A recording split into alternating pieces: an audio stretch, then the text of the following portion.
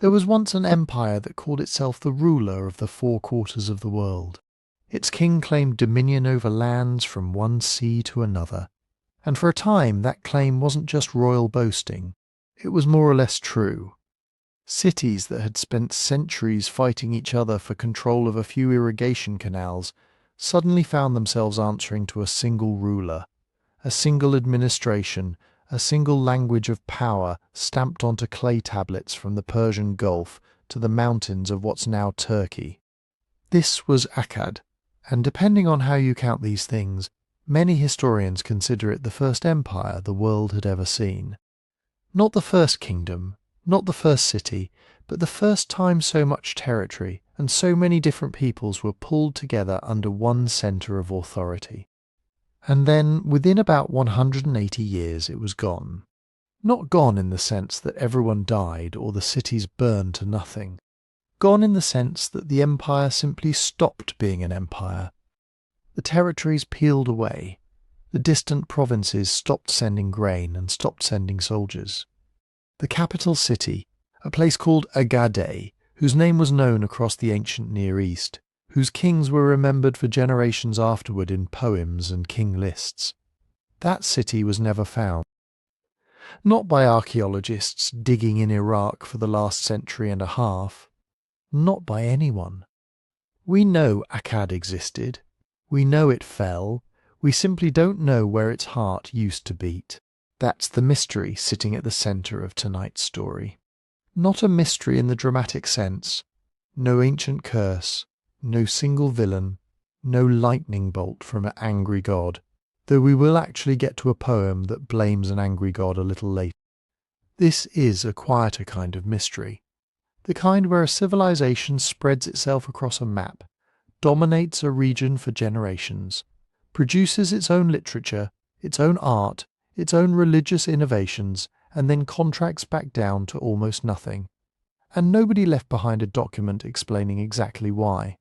We have pieces, we have poems written centuries after the fact, we have king lists, we have clay tablets recording administrative details, we have soil samples pulled from lake beds and archaeological sites. What we don't have is a single tidy answer. And if you're hoping for one tonight, I want to be honest with you now at the very beginning so you're not waiting for it. There isn't one. There are theories, some more convincing than others, and we'll walk through them slowly, the way you might walk through an old museum after closing time, with nobody rushing you along. Before we get into any of that, I'd like to know a little about who's listening. If you're using this to drift off, tell me in the comments where you are and what time it is where you're at. I read these, and it's always strange in a nice way to see London at midnight, Manila at sunrise, somewhere in Canada in the middle of a snowstorm, all listening to the same story about a city that vanished 4,000 years ago. And if you'd like to support the show in the easiest way possible, following along on Spotify helps more than you'd think, and there's a link for that in the description if you'd rather listen there instead. So settle in. We're going to move slowly through this one. We'll start before Akkad even existed, in a landscape of independent, quarrelling city-states that had no idea an empire was coming. We'll follow a legendary birth story, a king who may or may not have started life as a gardener's assistant, a priestess who might be the earliest named author in human history, and a grandson who apparently decided he was a living god. And eventually we'll arrive at the collapse itself, and sit with all the unresolved reasons without pretending any of them settled the question.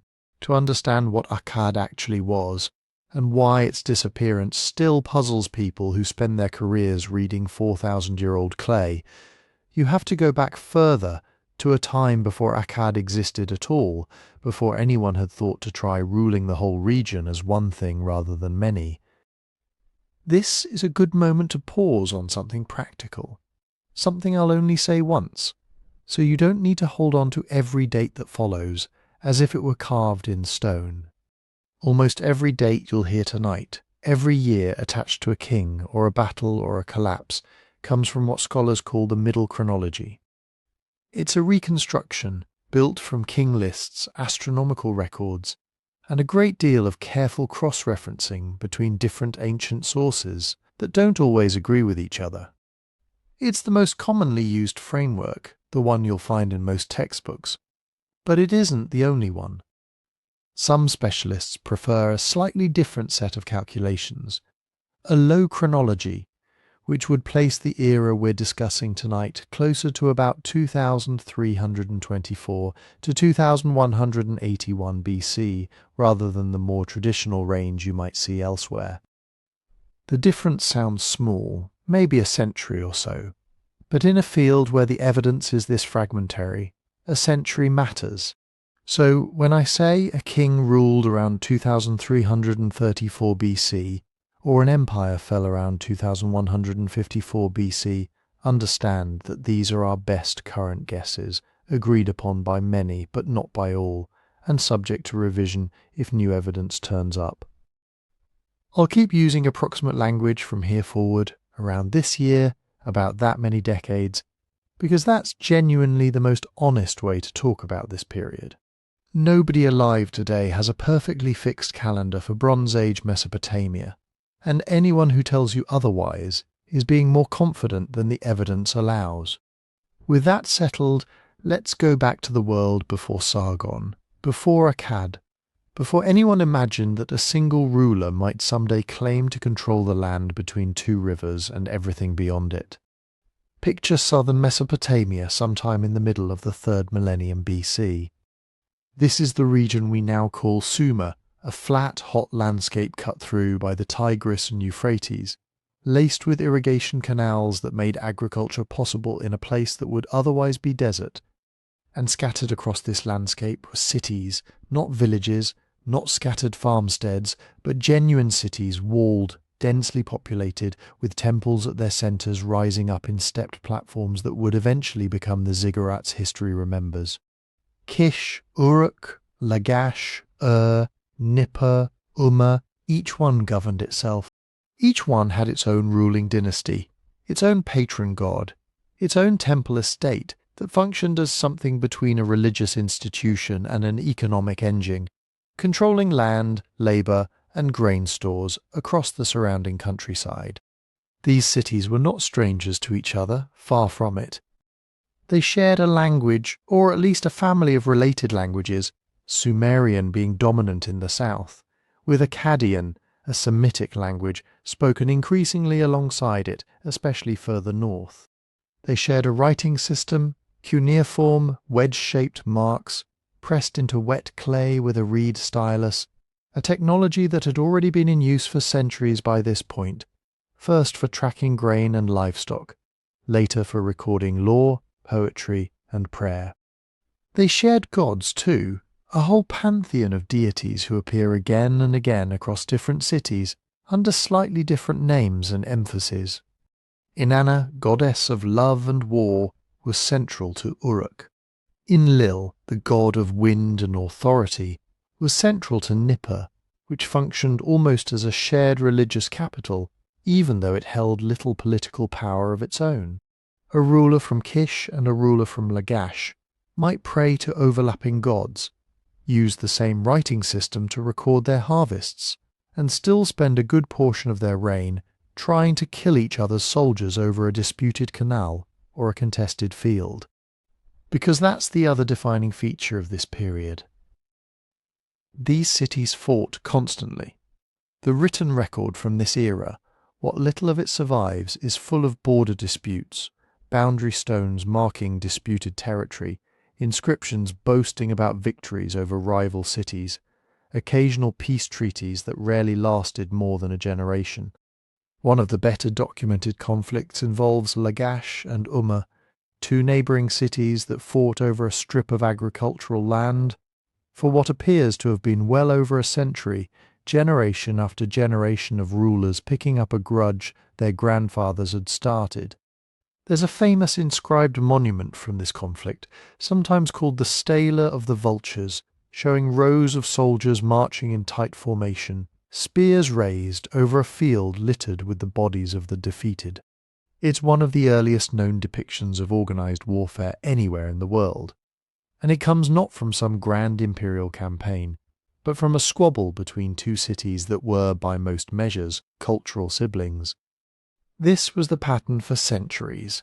Cities rising and falling in relative dominance, one city's ruler occasionally claiming some vague regional prestige, functioning almost as a first among equals, but nobody actually controlling the whole region. Kish held a kind of symbolic prestige for a long stretch of this era. There was a tradition, reflected later in the Sumerian king list, that kingship itself had descended from the heavens to Kish after a great flood, which gave rulers of that city a certain honorary weight, even when their actual military power was limited. But honorary weight isn't the same as control. No king from Kish or Uruk or anywhere else had managed to bring all these city-states under one administration, one army, one system of governance, stretching from the Persian Gulf up through the northern reaches of Mesopotamia. Every attempt at expansion eventually stalled, met resistance, or simply ran out of momentum once a king died and his sons squabbled over the succession. This was the world that existed right up until the point when a man from Kish, a man whose origins are wrapped in a legend so strange it sounds almost like folklore rather than history, began doing something nobody in the region had managed to do before. Not simply winning battles, cities had been doing that against each other for generations, but holding what he won, building an administration that could reach across hundreds of miles and still function, turning conquest into something closer to permanent rule. His name, according to the records that survive, was Sargon, and the story of how he came to power, at least the story his own people told about him, begins in a place you might not expect for someone who would eventually claim to rule the four quarters of the world. It begins on a riverbank with a basket and a baby nobody was supposed to find alive. Before we get into baskets on riverbanks and foundling infants rising to the throne, it helps to zoom out and pin down the stretch of time we are actually talking about, because in the imagination, empires tend to blur. They become timeless, eternal things existing outside ordinary human lifespans. Akkad did not. It had a beginning and an end that we can more or less bracket. Using that middle chronology framework mentioned earlier, Sargon's rise to regional power is usually placed around 2334 BC. The end of what people conventionally call the Akkadian Empire, the point at which its kings stop appearing in the record as rulers over other cities and regions, falls around 2154 BC. If those reconstructed dates are roughly right, that gives us something like 180 years from the moment one ambitious ruler from Kish starts to break the old pattern of city against city, to the moment when the structure he built has fractured into local powers again. Ancient Mesopotamians themselves had a way of summarizing this, a way that has left a surprisingly compact line for us to read. In the Sumerian king list, a text that arranges reigns and dynasties into a single sequence stretching from the remote past to periods that were already ancient even for its compilers, the Akkadian dynasty is given a neat little formula. After listing the rulers one by one, the text pauses and explains, in that flat, matter-of-fact style cuneiform often has in translation 11 kings. They ruled for 181 years. That single sentence does a lot of work. It tells us that later writers thought of Akkad as a coherent unit, a dynasty worth counting together. It gives us a total duration that fits surprisingly well with the span modern scholars reconstruct from dated economic tablets and royal inscriptions. And it reminds us that for people living 1,000 years later in the same land, this era was already closed, already something you could sum up, like a finished chapter in a book that nobody was going to reopen. At the same time, it is worth lingering for a moment on what a phrase like 11 kings, they ruled for 181 years, does not tell us. It does not say whether the imperial structure was expanding or contracting at any given moment. It does not distinguish between a ruler who held most of Mesopotamia through most of his reign and another who clung to a shrinking core of territory while still claiming the old titles. From a distance counted in round numbers, 181 years is a single block of time. Up close it is several overlapping human lives, parents and children and grandchildren, each experiencing a very different version of what the Akkadian Empire meant. This is why it can be a little misleading to imagine Akkad as something that simply vanished one day, as if an invisible hand had swept it from the map between one harvest and the next. The title of this story talks about an empire that vanished in a single generation, and that wording points not to the whole 180-year stretch, but to the final phase, the period when people who had grown up under an unquestioned imperial order suddenly found that order loosening, then buckling, then, within the memory of their own children, no longer existing at all. From the point at which the system really begins to come apart to the point at which it is clearly gone, we are probably looking at something closer to a generation and a half. Perhaps 40 or 50 years in which the imperial footprint shrinks, provincial centres assert themselves, vassals become near equals, and the Akkadian king's ability to enforce decisions far from his own palace diminishes.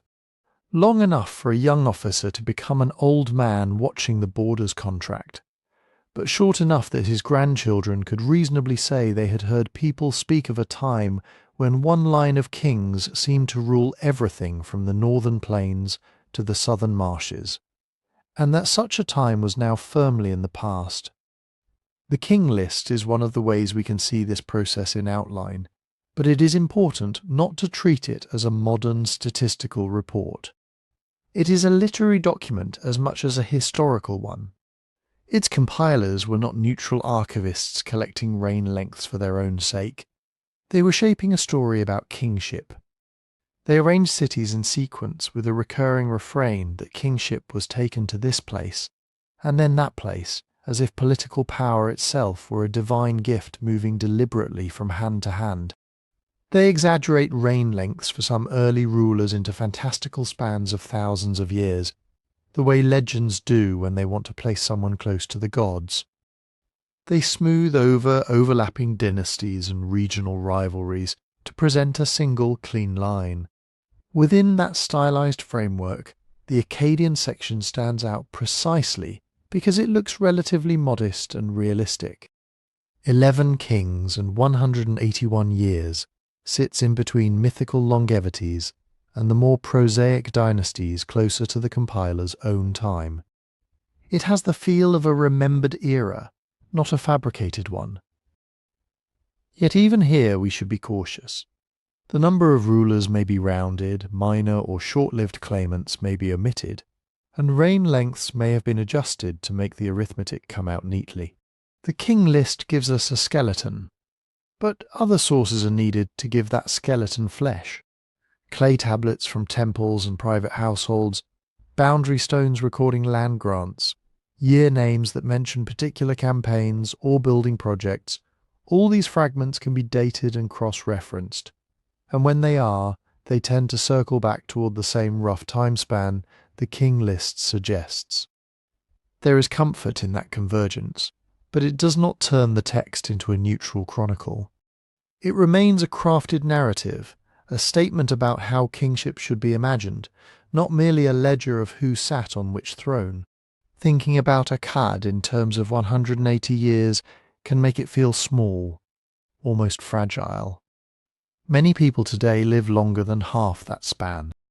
You could imagine a person born in the later years of Sargon's rule, seeing Naram-Sin at the height of his power, and dying in old age in a landscape where provincial rulers, Gutian warbands, and resurgent Sumerian city kings were all vying for control, the imperial name of Akkad already beginning to sound like something from an older time. For that person, the empire did not exist as an abstraction stretching neatly from 2334 to 2154 BC. It existed as a set of changing realities, taxes levied, soldiers passing through, official proclamations in Akkadian, and then, nearer the end, more local scribes, more local gods taking centre stage again. When we say that an empire vanished in a single generation, we are trying to capture that subjective experience.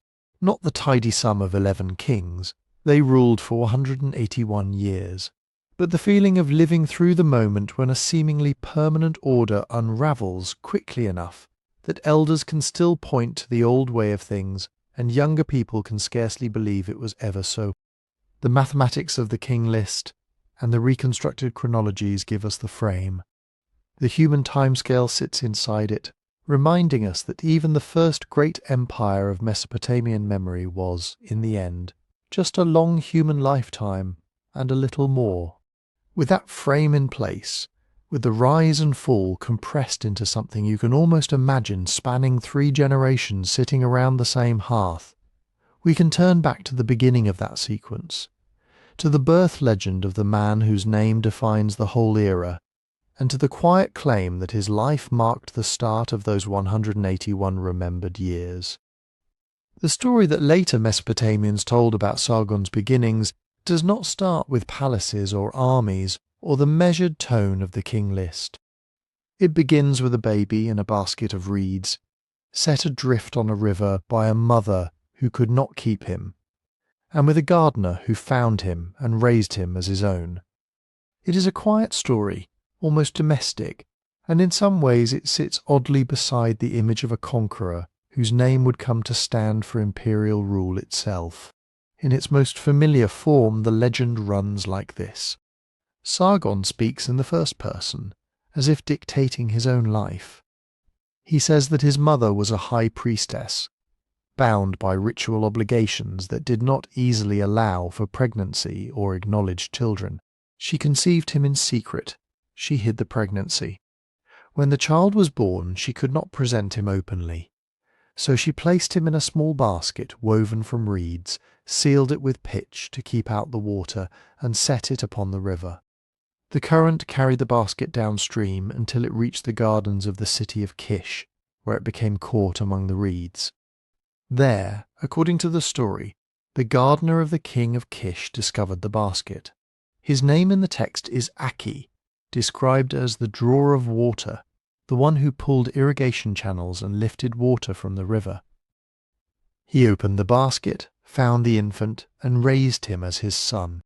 Sargon tells us that Aki taught him the work of a gardener, and that he grew up drawing water and tending fields, an anonymous labourer in the service of the king whose throne he would one day take. Only much later, as the narrative continues in other fragments, does this foundling gardener's apprentice become cupbearer at court, then military commander, then ruler in his own right. But in the birth legend, all of that lies in the future. The emphasis falls on the contrast between hidden sacred mother and humble foster father, between river reeds and royal palace, between anonymity and future fame. The story suggests that Sargon comes from nowhere, that his legitimacy is not rooted in conventional royal lineage, but in some deeper, almost fated trajectory from obscurity to rule. It is a compelling story, and for that reason it has been retold many times in modern books and documentaries, as if it were a window into Sargon's real childhood. Yet when we look closely at the tablets that actually preserve it, a different picture emerges. The surviving versions of this legend are not old Akkadian texts from Sargon's own time, or even from the centuries immediately after. They are Neo-Assyrian and Neo-Babylonian copies, written roughly 1500 years later, when Sargon had already become a distant, almost legendary figure in Mesopotamian cultural memory. This chronological gap matters. The tablets on which the reed basket narrative appears were produced in an era when kings of Assyria and Babylon looked back on earlier great rulers, collected older stories, and sometimes shaped them to reflect their own concerns. The language in which Sargon speaks in these texts is the polished Akkadian of first millennium scribal schools, not the rougher dialect of his own age. What we have, in other words, is a late literary composition about Sargon's origins, not a contemporary record. Because of that, historians tend to treat the birth legend as a piece of political and religious storytelling rather than as a factual report. The mother as high priestess may reflect later ideas about the sacred aura surrounding royal founders. The gardener foster father may encode a symbolic link between the king and the fertility of the land, a useful association for any ruler in a riverine agricultural society. The basket on the water may echo older motifs about rivers as boundaries between danger and safety, abandonment and rescue.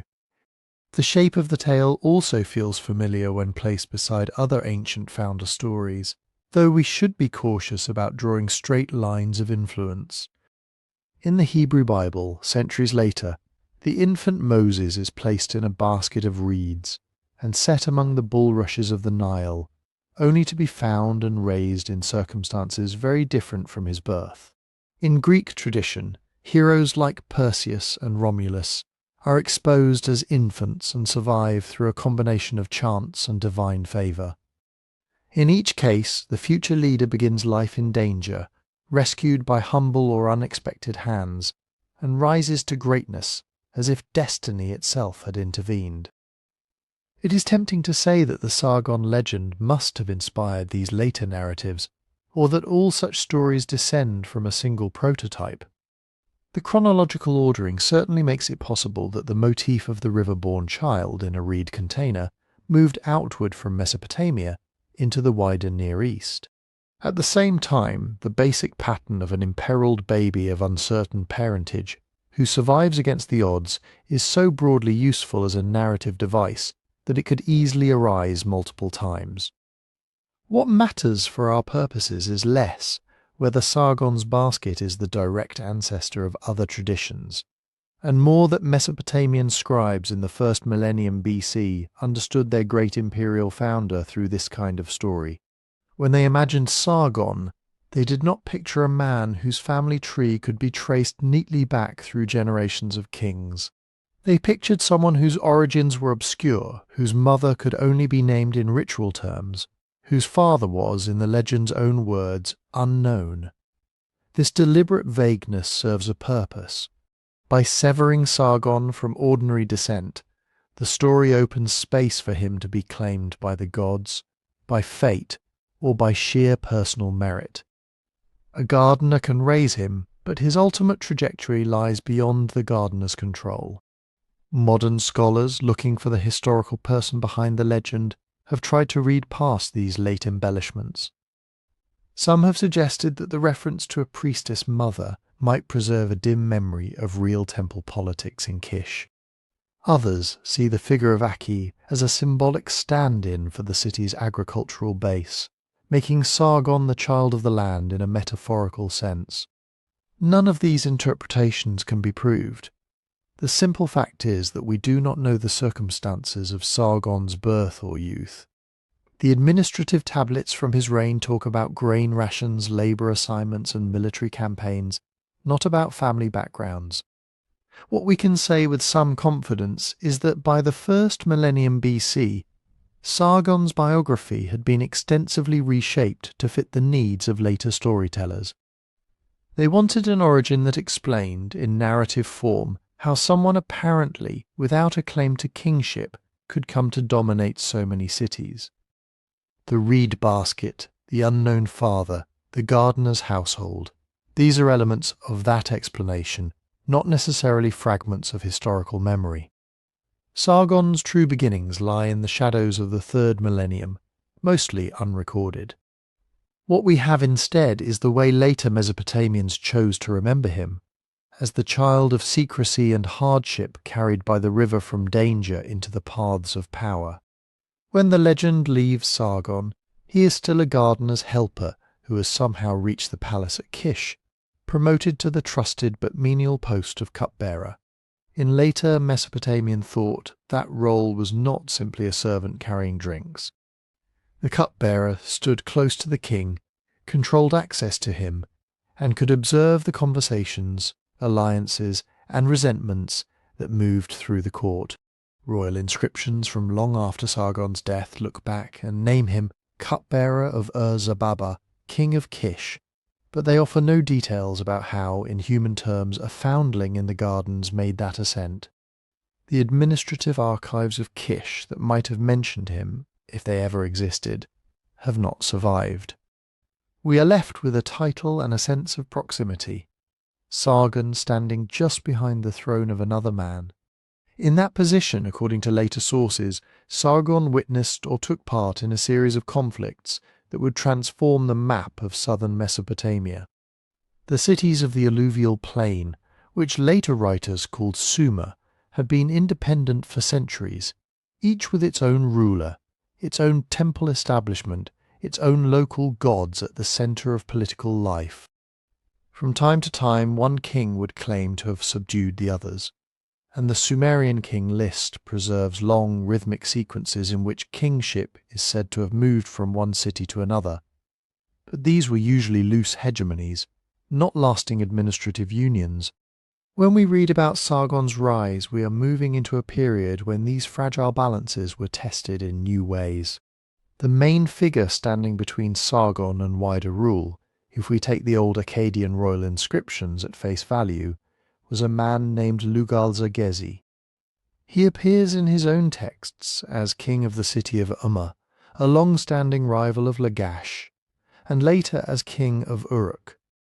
In one inscription, discovered at Nippur, he announces that Enlil, the chief god of the central Mesopotamian pantheon, has granted him dominion from the lower sea to the upper sea, a formula that later Akkadian kings would echo.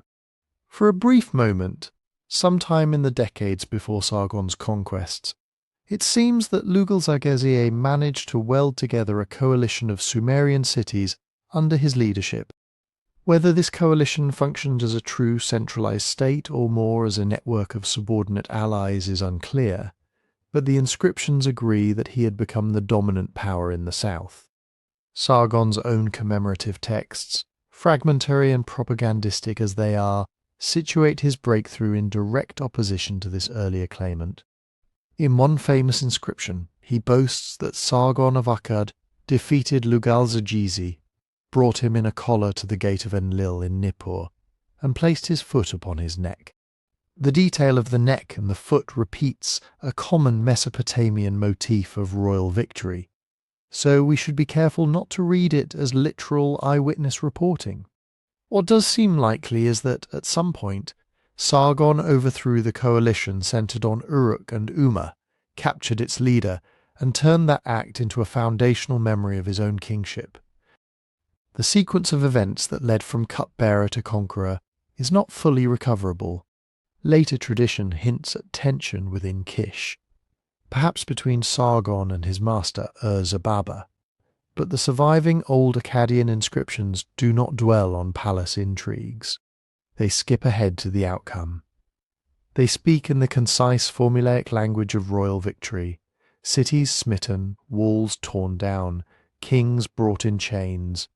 Behind those phrases lay campaigns that must have taken years, moving slowly along canals and river routes, negotiating with some city rulers, besieging others, and steadily turning a landscape of rival temples and thrones into something closer to a single political unit. At some point during this expansion, Sargon is said to have made a decision that would give his reign its distinctive identity. Rather than ruling from Kish, with all the existing loyalties and rivalries attached to that city, he founded a new capital, Akkad, or Agade in Sumerian transcription. Later lists and literary texts treat Akkad as a major urban centre on the lower Tigris, somewhere north of Babylon, yet no excavation has yet produced a site that can be securely identified with it. Archaeologists have proposed various candidates along the river and its former courses, but none has yielded the kind of inscriptional proof that would settle the question. The capital that named an empire remains, for now, an absence on the map. The act of founding Akkad, as Sargon portrays it in his inscriptions, is not just geographic. It is symbolic.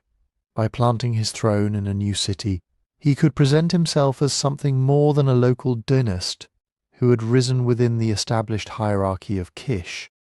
He could be the centre of a new order, one that drew its legitimacy, not only from ancient temples but from fresh acts of conquest and building.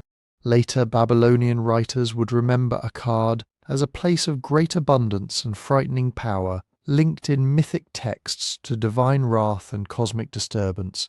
But in its own time it probably began as a pragmatic choice, a node between older Sumerian cities and the Semitic-speaking populations to the north and west. As Sargon's rule extended outward, the language of his inscriptions shifts from individual battles to lists of cities and regions. He claims to have subdued Uruk, Lagash, Umma, and many lesser-known settlements, some of them coastal, some inland, some far upstream along the rivers. He describes boats from distant lands docking at his quays, and officers bearing Akkadian titles, administering territories that had once been answerable only to local councils and priesthoods. Scholars caution that such lists are shaped by convention and by the king's desire to present his power as all-encompassing. At the same time, when we set them beside the archaeological evidence for Akkadian period administration layers in sites across Mesopotamia, a broad pattern emerges of central oversight, shared accounting practices, and a more integrated political landscape than the region had seen before. Many modern writers have therefore called Sargon's achievement the first empire in history, or at least the first that we can document in writing. This description is convenient, but it can give an illusion of neatness that the surviving sources do not entirely support. Some cities may have retained considerable autonomy under Akkadian overlordship. Some regions were probably linked more by the threat of military force and the payment of tribute than by detailed bureaucratic control. Revolts and reconquests, which the royal inscriptions tend to compress into swift and decisive victories, may have been frequent. Even so, there is a real sense in which Sargon's conquests brought many previously independent city-states under the authority, however contested, of a single-named ruler in a way that was new for Mesopotamia. That change was not only political, it required new habits of recording and organizing, new uses of the Akkadian language alongside Sumerian in official contexts, and new ways of thinking about territory as something that could be held, lost, and regained on a scale larger than any one city's fields. The cupbearer of Kish, whose origins later legend pushed back into anonymity and myth, emerges from the old Akkadian inscriptions as the figure whose campaigns and building projects helped create this wider horizon. The details of his rise remain obscured by time and by the self-serving brevity of royal texts. But the aftermath in the spread of Akkadian influence across the southern plain is written into the strata of many excavated cities in ceilings, bricks and ration tablets that bear the names of his officials, and sometimes his own. One of the most frequently quoted lines from Sargon's inscriptions is deceptively simple. In later copies preserved on clay tablets, he is made to say that he had 5,400 men who ate bread daily before him. The phrase appears in slightly different forms in different versions, but the core image is stable, thousands of dependents counted and fed in the king's presence every day. It is a rare moment when the normally terse language of victory and piety opens a small window onto the internal scale of Sargon's court. Modern readers, accustomed to think in terms of armies, are tempted to picture these 5,400 men as soldiers standing in ranks.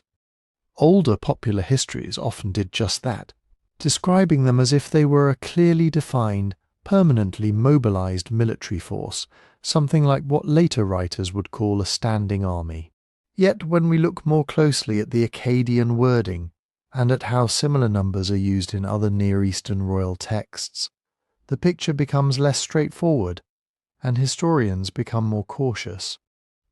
Some specialists have argued that the phrase does refer primarily to fighting men.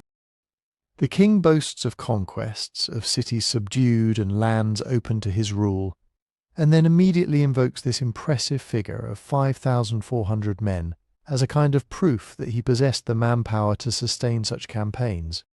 In this reading, the daily bread is not the main point. It is simply the routine provisioning that any great war leader must provide for his warriors.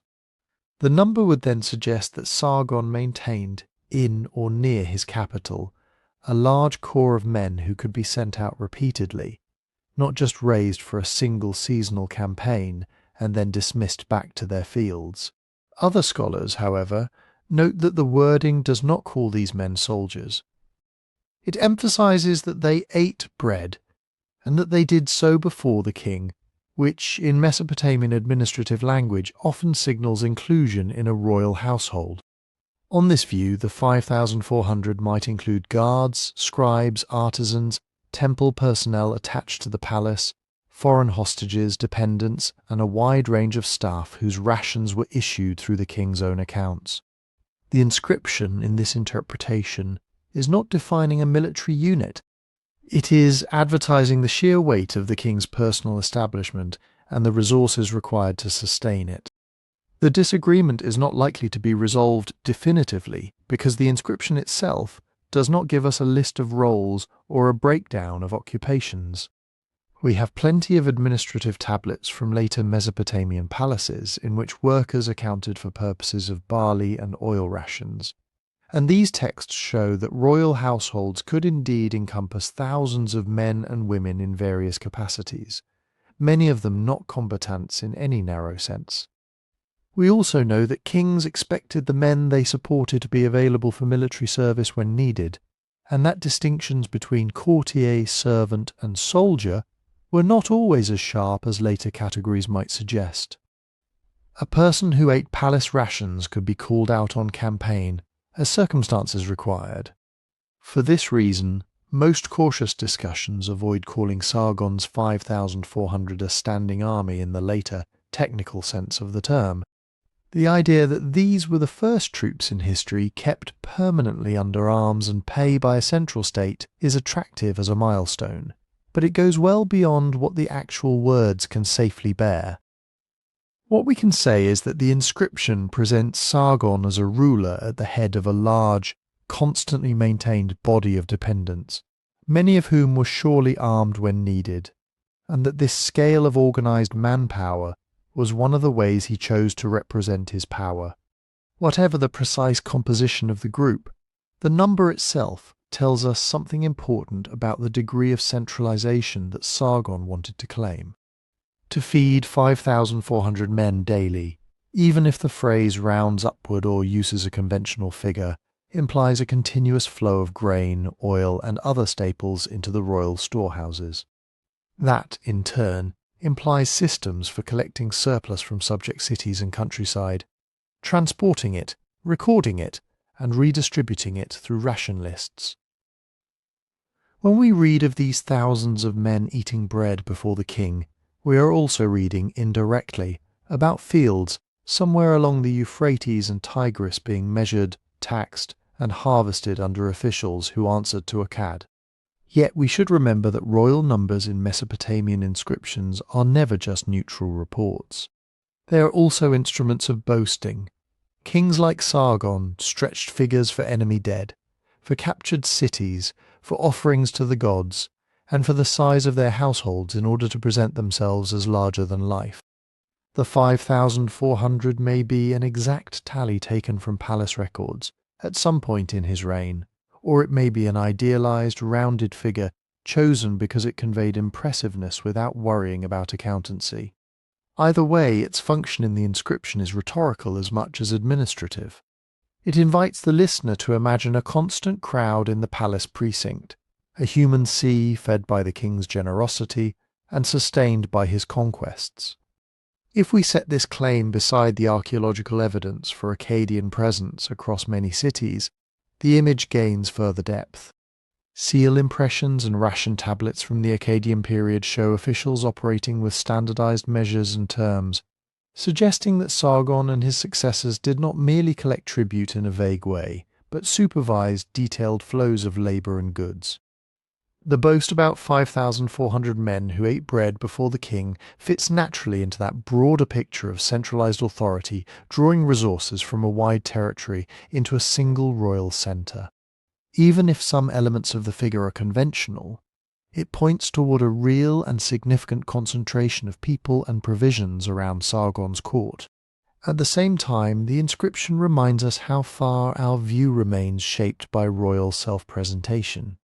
We hear about the 5,400 because Sargon, or later scribes writing in his name, wished to emphasize this aspect of his reign. We do not hear about the countless others who supported that system from the outside, farming, transporting and tallying grain in towns and villages that never appear in royal narrative. The 5,400 men who ate bread daily before Sargon stand in the text as a symbol of his reach. But they also mark the limits of our knowledge, which must move carefully between what the king wanted remembered and what the material record can quietly confirm. When Mesopotamian kings spoke about themselves, they did not usually begin with numbers. They began with names and titles, after the figure of 5,400 men who ate bread daily before Sargon. The next thing that stands out in the surviving texts is the way he allowed himself to be described. It is here that we begin to see what kind of king he wanted to be understood as, not only by his own officials and subjects, but by the gods, and by later generations of scribes who copied his words. In the older city-states of Sumer, rulers had used titles that were powerful, but still in a sense local. NC, often translated as governor or city ruler, tied a person to one temple and one urban centre. Lugal, big man or king, could carry wider ambitions, but it still usually implied a primacy within a region where other cities also had their Lugal. A ruler might boast of temporary overlordship over neighbouring towns, or describe himself as beloved of a particular god, but the language remained anchored in a landscape of many competing centres. Sargon's reign appears to mark a shift. In later tradition, he is given a title that would have sounded radical in that older world, Shar-kali-sharri. In Akkadian, Shar means king. Kishatum is a word for totality, entirety, often used for the sum of something, the whole of it. Put together, the phrase is usually rendered as king of the totality, or more freely, king of the universe, or king of everything. It is from this kind of royal language that modern summaries speak of Sargon as having ruled the world, and from which the title of this story deliberately borrows its phrasing. Yet it is important to be clear about what that did and did not mean. No one in Sargon's court imagined that he ruled distant continents, unknown oceans, or people they had never heard of. The universe of Shar-kali-sharri was the universe they could conceive and name, the network of river plains and uplands, of known trade routes and enemy cities stretching from the lower marshes toward the north and east where their campaigns had reached. When we say in a modern voice that an empire ruled the world, we are leaning into the ancient hyperbole, not making a literal geographic claim. The texts themselves show this boastful tone quite plainly. One of the most evocative objects associated with Sargon is the so-called Disk of Enheduanna, a round alabaster relief that probably dates to his lifetime or shortly after. Its accompanying inscription names his daughter Enheduanna as High Priestess of the Moon God at a figure we will meet more fully in a later section, and it also gives Sargon a striking epithet. There he is called King of the World. The wording is not exactly the same as Shar-kali-sharri, but it carries the same ideological charge. It invites the reader or worshipper to imagine the king's authority extending across the entirety of the ordered human realm, under the watchful eyes of the gods. There is a strong possibility that such titles were not fixed labels used mechanically in every context, but were chosen, combined and elaborated depending on what a particular inscription was trying to emphasize. On some occasions, a more modest traditional designation might be appropriate, especially in local dedications or in texts intended to reassure older elites that their city's identity was still honoured. On others, particularly in monuments, meant to mark victories or foundational acts, the grander Shar-kali-sharri style titles make their appearance. In this way, language itself became one of the tools for negotiating the new scale of power that Sargon claimed. Later, Akkadian kings would continue and develop this habit of expansive titulature. Sargon's grandson, Naram-Sin, who will have his own place in this narrative, is especially famous for the phrase Shar-kali-sharri, often smoothed into English as King of the Four Quarters. The quarters in question are the four cardinal directions, north, south, east and west, and by extension all the lands that lay under them. Where Sargon's Shar-kali-sharri leans on the idea of totality, Naram-Sin's title imagines the king standing at the centre of a fourfold world, his rule radiating outward like the points of a compass. When read against each other, these titles sketch an ideological map that is wider than any archaeological map of Akkadian control. The empire at its height, as far as we can tell from settlement layers, inscriptions and local archives, reached impressively far along the Tigris and Euphrates and into neighbouring regions, but it did not cover every corner of the Near East, let alone the globe. The gap between what the titles say and what the spades in the ground suggest is not a failure of truthfulness in any modern sense. It is part of how ancient kingship expressed its aspirations. In Mesopotamian thought, to claim to be king of the totality, or of the four quarters, was to speak in the idiom of cosmic order. The gods were imagined as having set the bounds of a properly arranged world with cities, canals, fields and temples all in their rightful places. A strong king, under divine favour, could present himself as the human agent who kept that arrangement intact, who subdued disruptive forces and ensured that offerings reached the temples. When Sargon was called Shar-kali-sharri, the phrase suggested less a completed survey of conquered lands than a claim that within the knowable universe order flowed outward from his authority. For this reason, most modern historians treat these titles as ideological rather than administrative. They do not function like neat entries in a modern list of territories or offices. They are not precise reports of a bureaucratic reach. Instead, they are part of a language of grandeur that blends theology, geography, and politics. They tell us what kings wanted the gods to hear, what scribes wanted to remember, and what subjects were meant to internalize about the source and scope of power. At the same time, we can see how these lofty phrases were grounded in real changes. The very possibility of a man in Akkad claiming to be king of the totality presupposes that he could field large bodies of dependents, whether we count them as soldiers or household staff, that he could draw in tribute from far-flung regions, and that he could place his daughter as high priestess in a city that had once been entirely independent. The ideological titles float above the surface of the text, but they rest on networks of roads, canals, scribes, and garrisons. As we move forward, the contrast between Sargon's Shar-kali-sharri and Naram-Sin's Shar-kali-sharri will help us sense how quickly ideas of kingship were changing within just a few generations. For now it is enough to note that when Sargon is remembered as a king who ruled the world, the claim reflects the language his own culture used to magnify royal authority. It does not mean that he governed every people under the sun, but that for those who carved his name into stone and pressed it into clay, he stood at the imagined centre of all that mattered. When later scribes turned from titles to narratives, from short labels to longer stories about Sargon, the landscape itself began to speak. In a group of inscriptions preserved in copies centuries after his lifetime, we find the god Enlil presented as the one who hands Sargon not only cities and peoples but bodies of water. Enlil, lord of the wind, chief god of Nippur, is said to have granted Sargon kingship over the lower sea, usually understood as the waters of the Persian Gulf, and over the upper sea, which in Mesopotamian texts is the Mediterranean. In these formulae, Sargon is not just standing at the centre of a fourfold compass. He is framed between two shining horizons of salt water.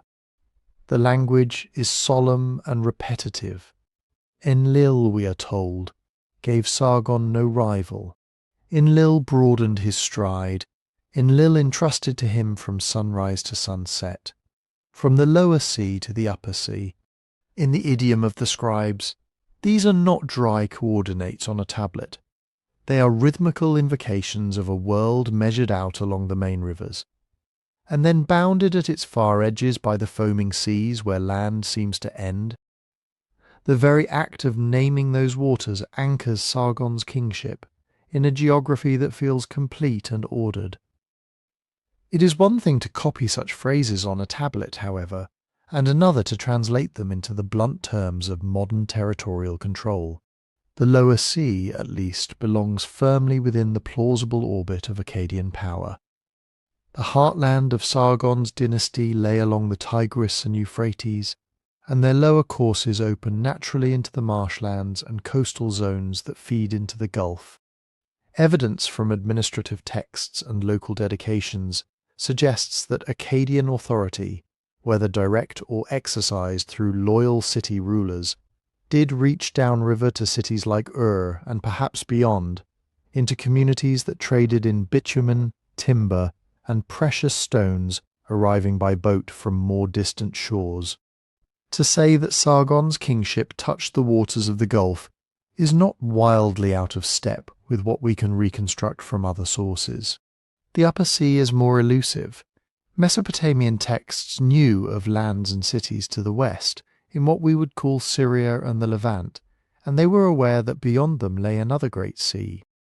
Later kings, Assyrian and Babylonian alike, would boast of washing their weapons in that distant water, or of receiving tribute from coastal rulers whose harbours opened onto its waves. For the time of Sargon, though, the evidence becomes thinner the farther we move westward from the main river system. There are indications of military campaigns and influence northward into the Jazira, the steppe and agricultural plains along the middle Euphrates, and there are scattered traces of Akkadian presence in places like Mari and Ebla. But solid proof that Sargon or his immediate successors held lasting control beyond the Euphrates, right up to the Mediterranean shore, is lacking. For this reason, many historians treat the claim that Enlil granted Sargon rule from one sea to the other as a kind of learned exaggeration, a scribal boast that folds vague knowledge of distant coasts into a neat pair of opposites. The formula may preserve a memory that Akkadian soldiers or envoys went toward the west, perhaps fighting or negotiating with cities that themselves traded with the Mediterranean world. It is possible that acts of submission, gifts, or treaties from those intermediary lands were understood in Nippur or Akkad as signs that the king's name echoed all the way to the furthest sea. But to read the phrase Upper Sea as a careful report of garrisons on the shoreline or of an administratively integrated coastal province would be to ask more precision from the text than it was meant to provide.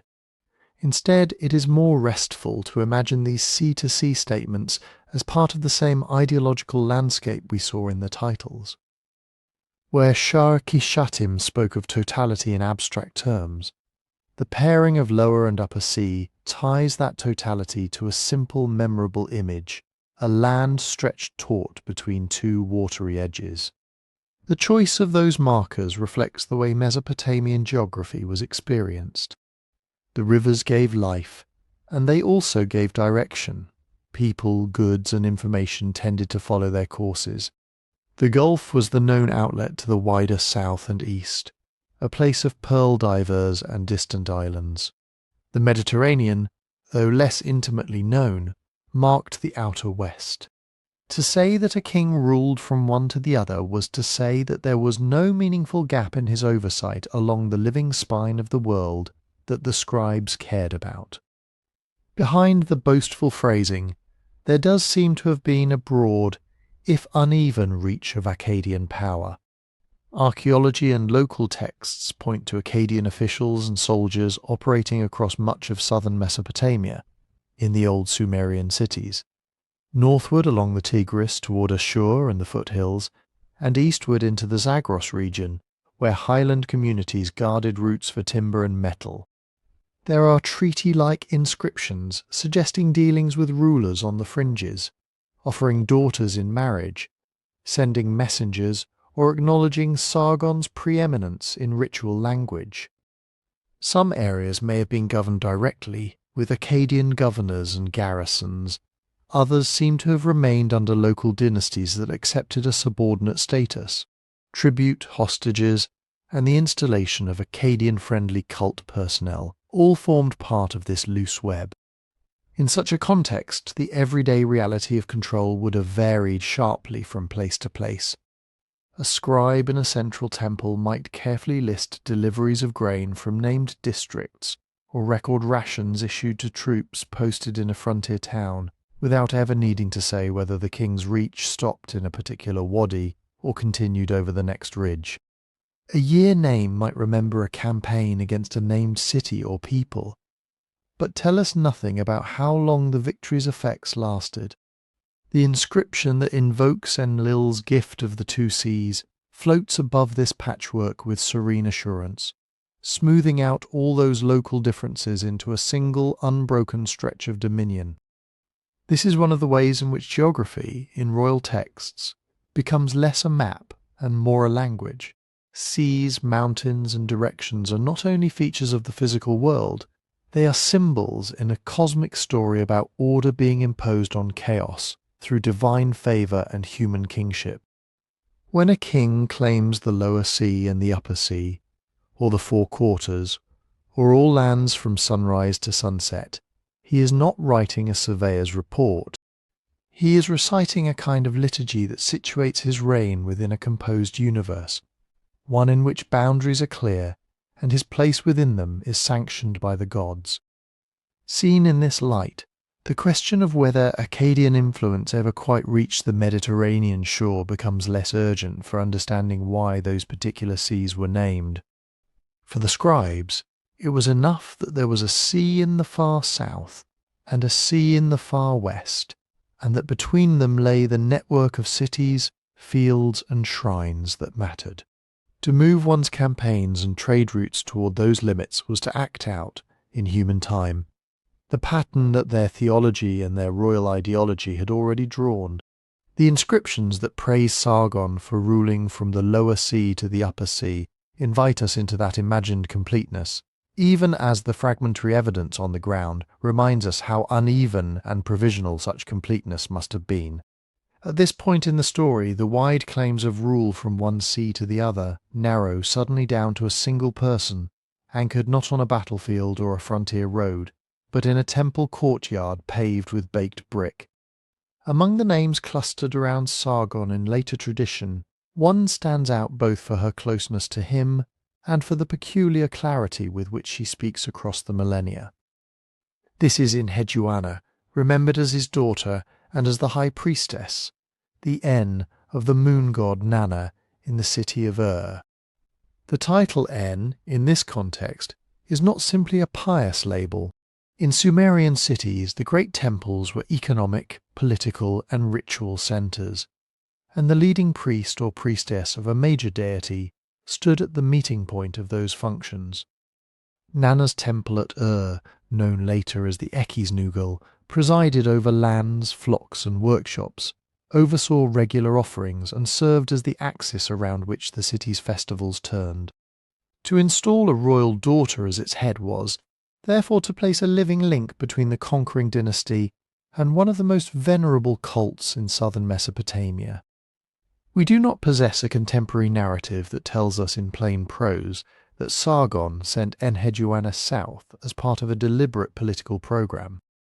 The sources that associate her with him are later, and the relationships they describe have to be handled cautiously. Yet the pattern is consistent with what we see elsewhere in the fabric of Akkadian control. Just as governors, military commanders, and trusted officials were stationed in key cities, so too the cults at those cities could be gently, or perhaps not so gently, reshaped by carefully chosen appointments. A royal daughter at would not only perform sacred roles, she would also stand as a permanent, sanctified reminder that the old Sumerian city now existed within a wider imperial order. In this sense, Enheduanna was both princess and priestess, a figure in whom family loyalty and divine service intertwined. Her presence at would have been visible in the regular rhythms of temple life. As priestess, she would have participated in the daily sequence of offerings to Nana, in the recitation of hymns and prayers, and in the supervision of the personnel who tended the god's house, singers, lamentation priests, administrators and labourers. The temple controlled agricultural estates, herds of sheep and cattle, and stores of barley and wool. Overseeing these required not only ritual purity, but also administrative skill, the ability to read and approve accounts, to direct stewards, and to issue instructions that would ripple outward into the fields and workshops. The priestess also had a particular place in the city's ceremonial year. Festivals tied to the phases of the moon and to the agricultural cycle would have drawn processions through Ur's streets, linking the temple of Nana with other shrines and with the palace. In these processions, the N was not a silent ornament. She would be expected to lead chants, to stand in prescribed positions, to represent the god before the people, and the people before the god. In a world where divine favour legitimized kingship, having Sargon's own child enact these public rites in a conquered city bound religious authority and royal power together in a way that was difficult to separate. The political importance of such installations becomes clearer when we step back from and consider the broader landscape of Sumerian religion. Each major city had its own tutelary deity, its own temple complex, its own priestly hierarchy. Before the rise of Akkad, these local cults were deeply entwined with local dynasties.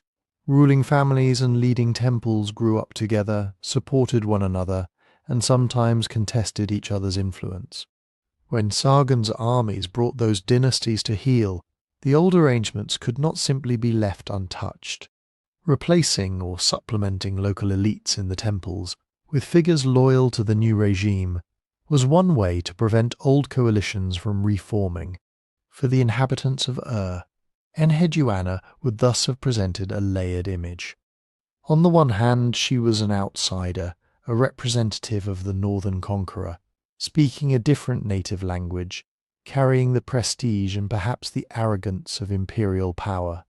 On the other hand, her very office required her to become, at least in ritual terms, the embodiment of the city's own devotion to Nana.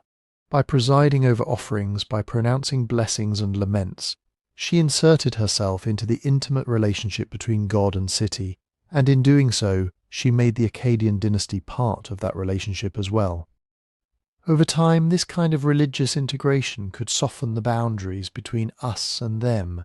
A royal daughter who poured libations in Nana's courtyard, and who walked the sacred routes at the head of local processions, might gradually be seen less as a foreign imposition, and more as an accepted intermediary. At the same time, from the point of view of the palace at Akkad, her reports, her letters, and perhaps simply her continued presence provided reassurance that the old Sumerian heartland remained woven into the imperial tapestry through more than just garrisons and tax lists. What makes Enheduanna more than a shadowy political instrument, however, is that she does not only appear in external records. She speaks in the first person in a series of hymns and devotional compositions that later scribes attributed to her. In these texts, she names herself explicitly, using phrases that identify her both by office and by personal name. I, Enheduanna, priestess of Nana.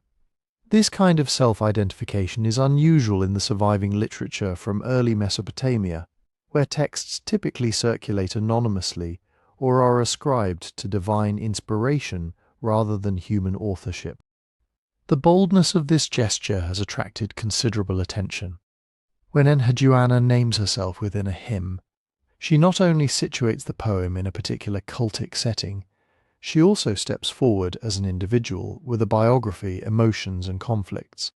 Some of the compositions associated with her speak of exile and restoration, of being cast out from the temple and then reinstated, of appealing to the goddess Inanna for help when earthly powers turned against her.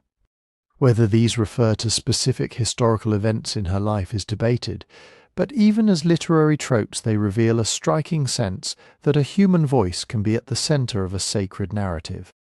At the same time, the way these texts have reached us complicates any simple reading.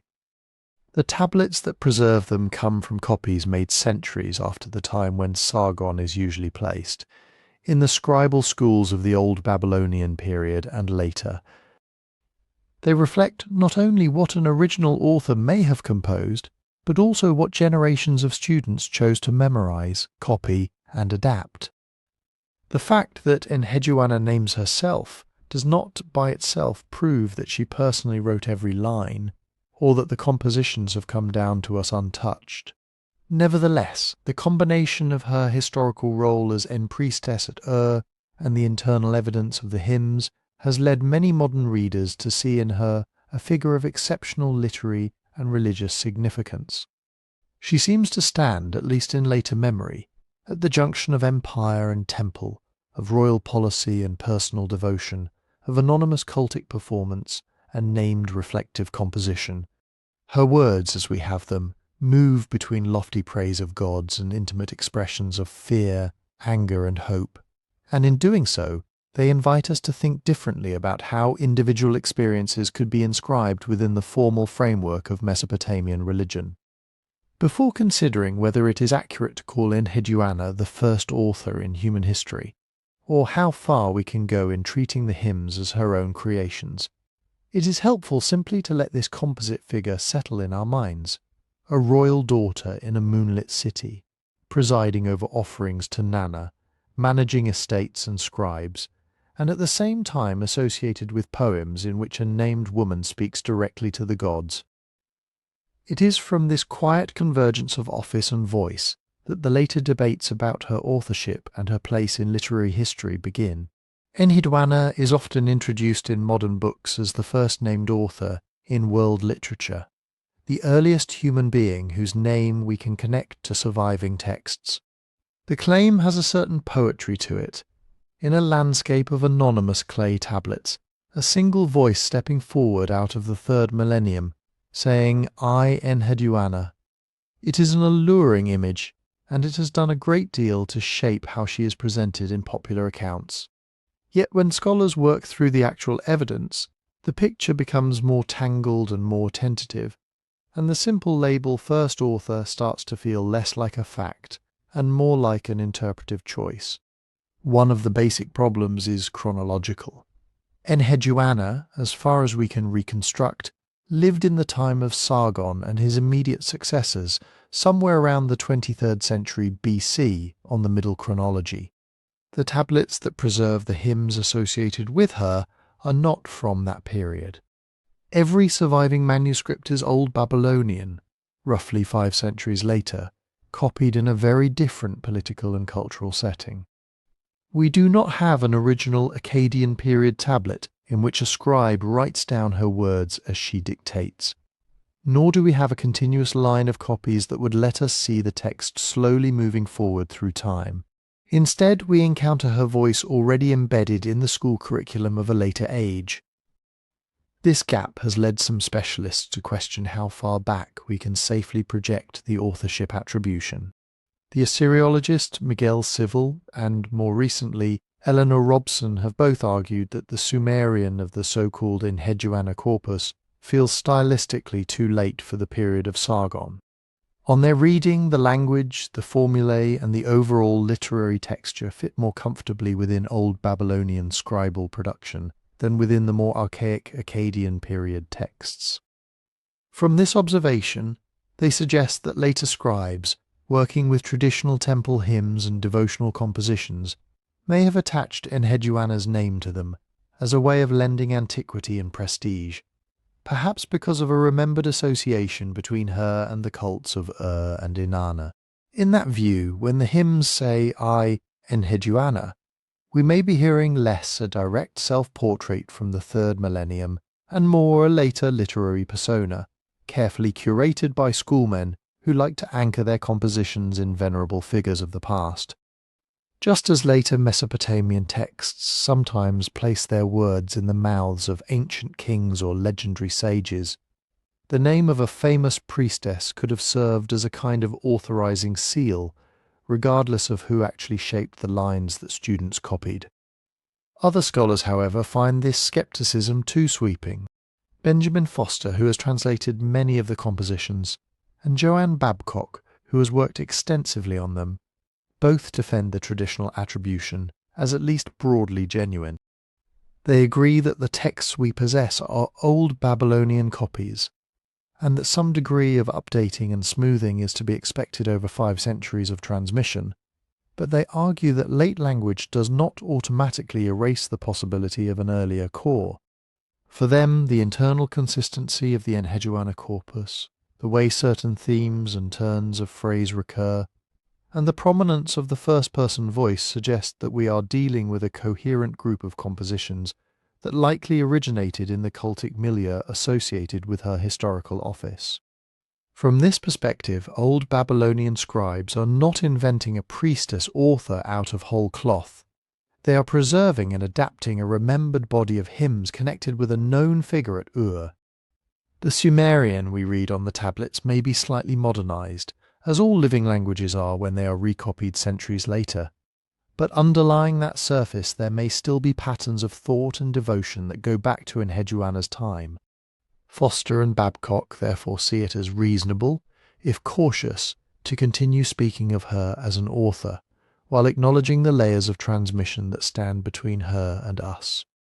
A third position approaches the question from a different angle altogether.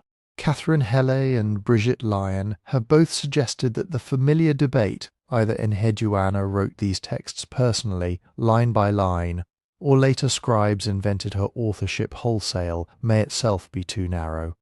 They point out that in Mesopotamian practice, composition, performance and transmission were collective enterprises. Hymns were created within temple environments, shaped by ritual needs, memorized by choirs, adapted by local schools, and recited in festivals. In such a setting, asking whether a single individual really wrote a text in the modern sense may misrepresent how authorship functioned. One small but revealing piece of evidence supports this broader view. The collection known as the Temple Hymns ends with a colophon that names Enheduanna, but the term used there is often translated as compiler rather than straightforward author. The line can be read as saying that she has compiled or brought together the hymns, perhaps ordering and dedicating them to the goddess.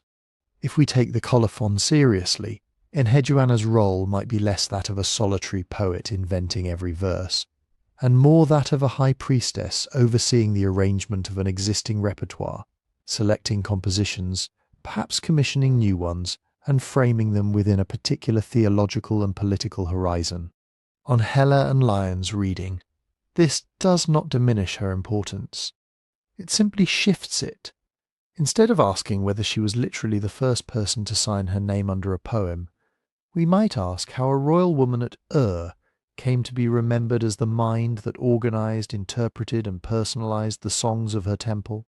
In that sense, compiler could be an office of authorship in its own right, one that fits the collaborative texture of Mesopotamian religious life more closely than our modern image of an isolated writer.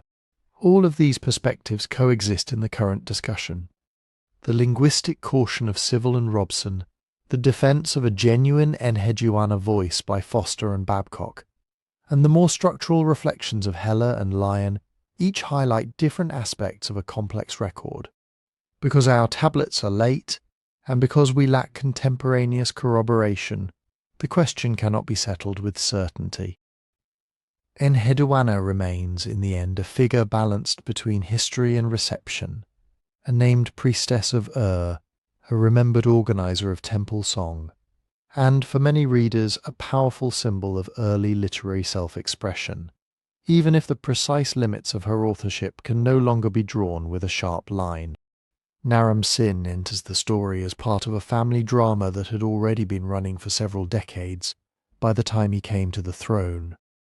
The Akkadian kings liked to present their line as a coherent dynasty, a house founded by Sargon and continued by his male descendants, each inheriting not only a city and its armies, but also a particular way of imagining kingship. In the literary tradition that grew up around them, Naram-Sin is described as Sargon's grandson, the child of Sargon's son, Manish-Tushu. The historical record is less tidy.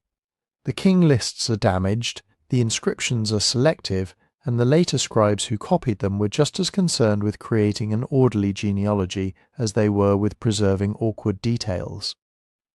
Yet the broad outline that there was a dynastic succession leading from Sargon through one or two intervening rulers to Naram-Sin has seemed plausible enough to most modern historians, and it is in that frame that his reign is usually understood. The circumstances of his accession are hazy. We do not possess a straightforward narrative telling us how he came to rule, whether there was a smooth transition, a contested succession, or quiet intrigue behind the palace walls. The official texts that survive do not dwell on moments of vulnerability. They jump quickly from the mention of his name to the assertion of his victories, as if the fact of kingship were self-evident and did not need to be explained. What we can say is that by the time his own inscriptions begin to appear, Naram-Sin speaks with the full confidence of a ruler firmly in control of the Akkadian machinery of power. He uses the old titles that link him to Sargon's model of kingship, and adds new ones that gesture toward even wider horizons. In later summaries of Mesopotamian history, Naram-Sin's reign is often treated as the high point of the Akkadian experiment, the moment when what is sometimes called the world's first empire reached its widest territorial spread and its most assertive ideological form. This is a conventional picture rather than a precisely measured fact. Archaeologists and historians debate how far Akkadian political control really extended at different moments, whether authority was direct or mediated through local elites, and how much of the distant landscape was truly integrated into a single imperial system. Even so, when one looks at the geographic range of Naram-Sin's surviving inscriptions, the sense of a peak is hard to avoid. His name turns up on stones and tablets from the core cities of northern Babylonia, from the middle Euphrates, and from far-flung places that earlier kings had only visited as raiders or trading partners. The military campaigns associated with him follow familiar directions, but seem to push them a little further. In the north, he is credited with operations into the Zagros Mountains, where highland groups had long been both neighbours and occasional enemies of the Mesopotamian lowlands. One famous inscription speaks of his defeat of a coalition of rulers there, capturing the image of a king who could project force into rough terrain beyond the irrigated plains. To the northwest, tradition links him with campaigns toward the upper Euphrates and possibly even into regions later known as Anatolia, though the exact extent of these ventures is a matter of debate, since our evidence is fragmentary and later scribes sometimes enjoyed attributing wide conquests to their favourite kings. Building activity during his reign appears on a similar scale. Like many Mesopotamian rulers, Naram-Sin expressed his authority not only on the battlefield but also in brick and stone. In his inscriptions he presents himself as a restorer and founder of temples across the network of cities that acknowledged Akkadian supremacy.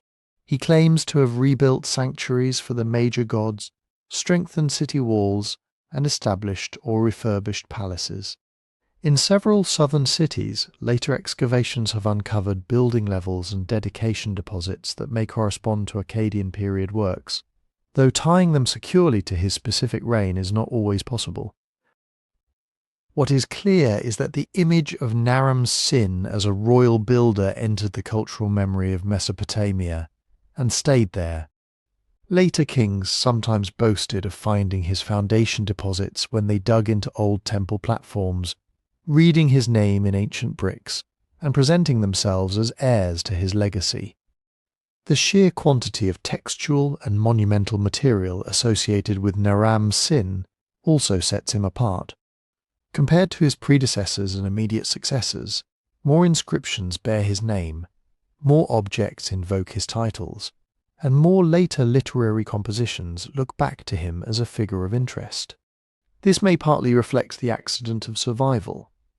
Clay tablets and stone vessels from his time might simply have had better chances of being reused and preserved in ways that bring them to modern excavators. Yet many scholars suspect that there is also a real historical signal here that his court and scribal apparatus invested heavily in the production of royal texts and images, using them as tools to stabilize and broadcast an ambitious vision of Akkadian kingship. Among these monuments, two types stand out. One is the practice of commemorative inscriptions on stone, sometimes carved onto tablets, plaques, or votive objects offered in temples. These tend to be relatively short, a statement of name and titles, a record of a building project, a brief reference to a campaign. The other, rarer but more striking, is the large relief monument, the most famous example of which is the stele that shows Naram-Sin advancing up a mountain slope, attended by soldiers and facing defeated enemies. Scholars have debated exactly where this stele originally stood and how it was later moved, but its survival gives us a rare glimpse of the visual rhetoric that surrounded his kingship. In that single carved image we find piled together the themes that his inscriptions also press: triumph over distant foes, command over disciplined troops, and a privileged relationship to the divine realm.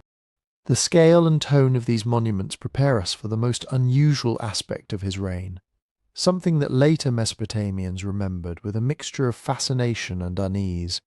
Naram-Sin did not only claim to rule on behalf of the gods or under their protection, as earlier kings had done. According to the sources that have come down to us, he made a more radical move in describing his own status, a move that would later be blamed for disasters and woven into stories of divine anger. To understand how that claim emerged, and what it meant in the context of Mesopotamian religion and politics, we need to linger with him a little longer in the next part of the story.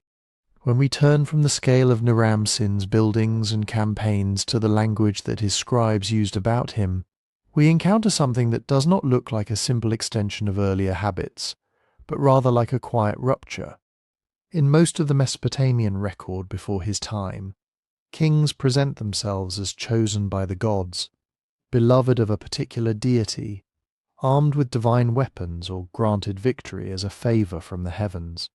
The gods in those texts remain clearly above and beyond the human ruler, and even the most confident king tends to speak of himself as a servant, a shepherd appointed to tend the people on behalf of higher powers.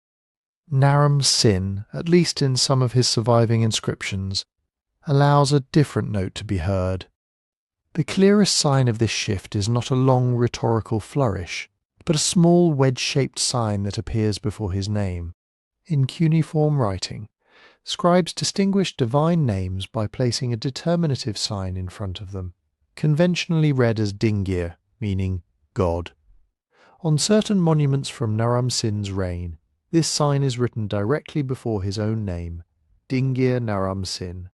In the logic of Mesopotamian writing, this is not a casual ornament. It is the same mark that would be used before the names of deities like Inanna or Enlil, and its presence tells the reader that the figure being named belongs to the category of gods. As far as our current evidence goes, this is the earliest Mesopotamian case in which a reigning king is systematically treated in writing as divine in this way. Alongside the determinative, we also find a new title. In some texts, Naram-Sin is not only king of Akkad, but god of Akkad. The title is simple in form, but densely packed with implications. It implies that the city, which had already been turned into the symbolic centre of a wide political network, now possessed its own resident deity in the person of its king. In earlier practice, each city had its patron god housed in its central temple, and the human ruler stood in a subordinate relationship, building and restoring temples, bringing offerings, and carrying out rituals on the god's behalf. To call Naram-Sin god of Akkad suggests that for at least some participants in his court culture, these roles had been collapsed into a single figure, the king who was also the divine protector and focus of cult. What this meant to people living under his rule is difficult to reconstruct in detail, but we can begin by thinking about how such a claim would have interacted with existing religious expectations. Mesopotamian religion was intensely local and layered. Great gods like Enlil in Nippur or Enki in Eridu had ancient pedigrees and extensive priesthoods, but there were also lesser deities tied to particular shrines, families and professions. Into this complex pantheon, Naram-Sin's deified kingship would have arrived as an addition, not as an outright replacement. The title God of Akkad seems to limit his divinity to a specific urban context, and this may have made it easier for people to accept the innovation, at least within the city that bore his name and in institutions under close royal supervision. Even so, it is not hard to imagine that some temple communities and priestly groups viewed this development with ambivalence. A royal claim to divinity could be read as a powerful endorsement of the king's authority, binding loyalty to him with religious duty, and embedding the empire's political centre more deeply into the ritual life of its subjects. But the same move might have been seen, from another vantage point, as a kind of encroachment. If offerings and hymns were now being directed to Naram-Sin himself, did that divert energy, prestige, or resources from older cults? If the king could be a god of Akkad, might he claim similar status in other cities? And what would that mean for their traditional patrons?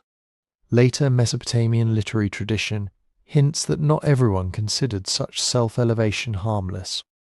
Texts composed centuries after the Akkadian period sometimes look back on Naram-Sin as an example of royal overreach, a man who offended the gods by treating himself as their equal. In those stories, his assumption of divine status is linked, at least in the moral imagination, with subsequent calamities. It is important to remember that these are retrospective compositions shaped by the concerns of later ages. Yet they suggest that even within Mesopotamian culture, there was a memory of discomfort around the idea of a living king, written with the Dingir determinative and hailed as god of Akkad. Within his own time, the reception was probably uneven. In the core territories where Akkadian power was strongest, and where royal patronage sustained temple building and offerings, priests might have found ways to integrate Naram-Sin's new status into existing liturgies, adding him to lists of deities invoked in prayers or giving him a niche within temple complexes that remained primarily dedicated to older gods. In more distant or recently subjected cities, the same claim could have been one more symbol of imperial dominance, a reminder that the ruler in Akkad was not only a political superior, but now carried a sacral aura that demanded reverence. What makes Naram-Sin's self-deification so striking to many modern historians is not only that it appears early, but that it disrupts the otherwise consistent pattern of Mesopotamian royal ideology. Before him, kings are exalted but not divine. After him, later rulers very rarely adopt the full combination of Dingir determinative and explicit divine title, even though some participate in elaborate temple cults and are honoured in ways that blur the line between human and god. His experiment, if that is what it was, seems to have stood out enough that it was remembered as something unusual, a kind of boundary crossing that subsequent generations did not routinely repeat. At the same time, it would be misleading to picture Naram-Sin as simply stepping outside his culture's framework. The idea that a powerful ruler might approach the status of a deity had deep roots in the region. Heroes and semi-divine kings appear in earlier myths, and dead rulers could be honoured in ancestor cults that bordered on deification. Naram-Sin's innovation lay in bringing that status into the present tense, applying it to himself as a living, reigning monarch, and marking it in the sober medium of administrative and dedicatory inscriptions through the Dingir sign and the title God of Akkad. In doing so, he altered, at least for a time, The terms on which kingship, divinity and empire were imagined to fit together in Mesopotamia, and he set the stage for later stories in which his fortunes, for good and ill, were tied to the favour or displeasure of the very gods whose company he had claimed. When we step back from the theological boldness of Naram-Sin's titles and look instead at the political landscape that surrounded him, another feature of his reign comes into view, one that sits uneasily beside the image of a confident god of Akkad. This is the episode that later scholars tend to call the Great Revolt, a moment during his rule when a wide belt of cities, including some of the most venerable Sumerian centres, rose up in coordinated resistance against Akkadian authority. In later tradition, this event could be recast as cosmic punishment for hubris, but our most immediate window onto it comes from Naram-Sin's own inscriptions, and these present it in a different tone, as a massive crisis that he had faced and overcome. The basic outline, as far as we can reconstruct it, is simple but unsettling. At some point in the middle or later part of his reign, a number of cities that had been drawn into the Akkadian political orbit, probably stretching from southern Mesopotamia up through central regions and perhaps beyond, broke away more or less at the same time. The texts that mention this moment do not read like routine campaign reports.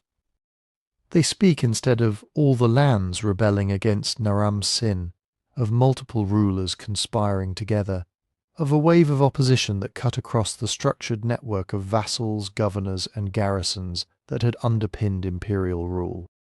One well-known inscription, preserved only in part, has Naram-Sin list a series of cities and rulers who had, in his telling, sinned against him and refused the proper submission owed to Akkad. The language is compressed and formulaic, as Akkadian royal inscriptions usually are, but embedded in its lines is the picture of an empire facing not a single border war, but a many-headed challenge from within. Instead of the king marching out to deal with one troublesome land on the periphery, the text suggests that crisis flared up on several fronts at once, perhaps even threatening the security of the core territories in northern Babylonia, that earlier rulers like Sargon had worked so hard to knit together. What is striking is that this story of rebellion is not the hostile report of an enemy city, nor the moralizing fable of a much later age, but a strand of Naram-Sin's own self-presentation. His scribes chose to record in durable stone that there had been a collective rising against him. They did this because the narrative did not end there. In his version, the revolt is transformed into a platform for royal triumph. The inscriptions go on to describe how he defeated the confederated rebels, crushed their alliance, and reasserted control. The same text that acknowledges the empire's moment of danger is ultimately framed as proof of the king's exceptional strength, and of the divine favour that, in his ideology, justified even his claim to godhood. For historians reading these lines thousands of years later, this dual function of the text creates a particular interpretive tension. On the one hand, the very fact that a Mesopotamian king admitted to having faced such a widespread revolt suggests that something out of the ordinary happened. Royal inscriptions normally minimize or ignore setbacks. They prefer to present a smooth sequence of unchallenged victories. On the other hand, we only see the event through a deliberately shaped lens that turns defeat into prelude and danger into confirmation of royal power.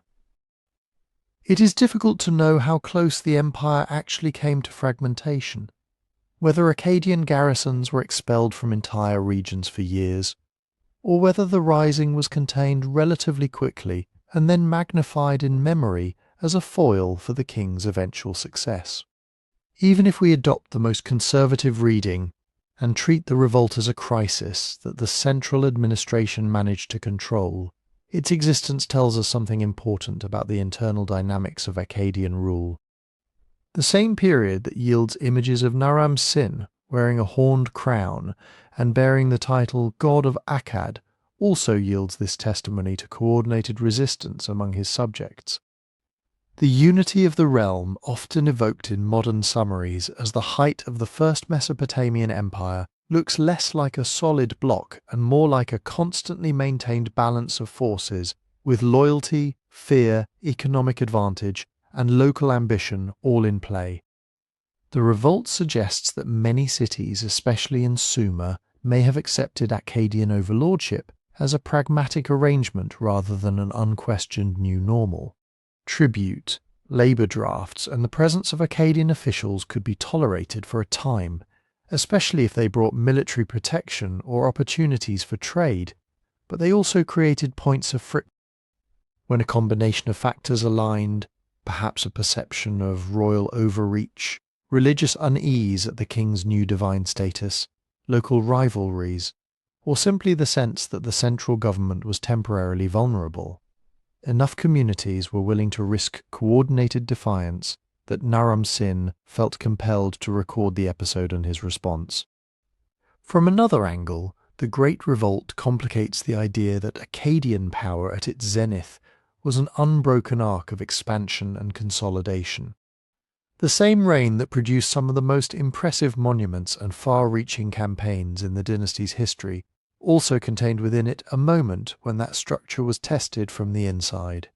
The rebellion can be read as evidence that the imperial fabric, though impressive, was thin in places, stretched over dense older traditions of city autonomy and local identity that had not been erased by a few generations of Akkadian dominance. Because our sources are limited and heavily mediated by royal propaganda, modern scholars remain cautious about drawing firm conclusions. Some argue that the revolt marked a real turning point, weakening the central authority in ways that later enemies, both internal and external, could exploit. Others see it as one episode among many in the normal cycle of resistance and repression that any large pre-modern state would face, more visible here only because the king chose to make rhetorical use of it. The inscriptions do not settle the question, and the archaeological record, uneven and patchy, has not yet filled in enough detail to allow a definitive reconstruction. What can be said with modest confidence is that the Great Revolt shows us an Akkadian Empire that was never entirely at rest. Even under a ruler as forceful and ideologically ambitious as Naram-Sin, unity had to be performed and enforced, not simply assumed. The network of cities, temples and provinces that we call the Akkadian Empire did not become a single fused organism. It remained a constellation of actors, some compliant, some resentful, all capable of reconfiguring their loyalties when circumstances changed. The revolt that Naram-Sin claimed to have crushed is therefore more than a dramatic anecdote. It is a reminder that beneath the monumental stone and the confident titles lay a structure that was, in important ways, fragile, held together by continual effort rather than by unquestioned permanence. Long after Naram-Sin's lifetime, when his monuments were already old and his name was part of a remembered past, Mesopotamian scribes began to do something that later ages would recognize very clearly. They turned history, or rather their memory of history, into literature. One of the most striking results of this process is a composition that modern scholars call the Curse of Agade, a long Sumerian poem that takes the bare idea of an imperial crisis under Naram-Sin and reshapes it into a theological drama.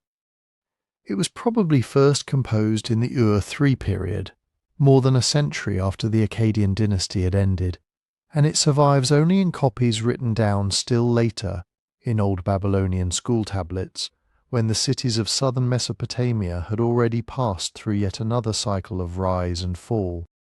Because of this temporal distance, we have to be very clear about what kind of text we are dealing with.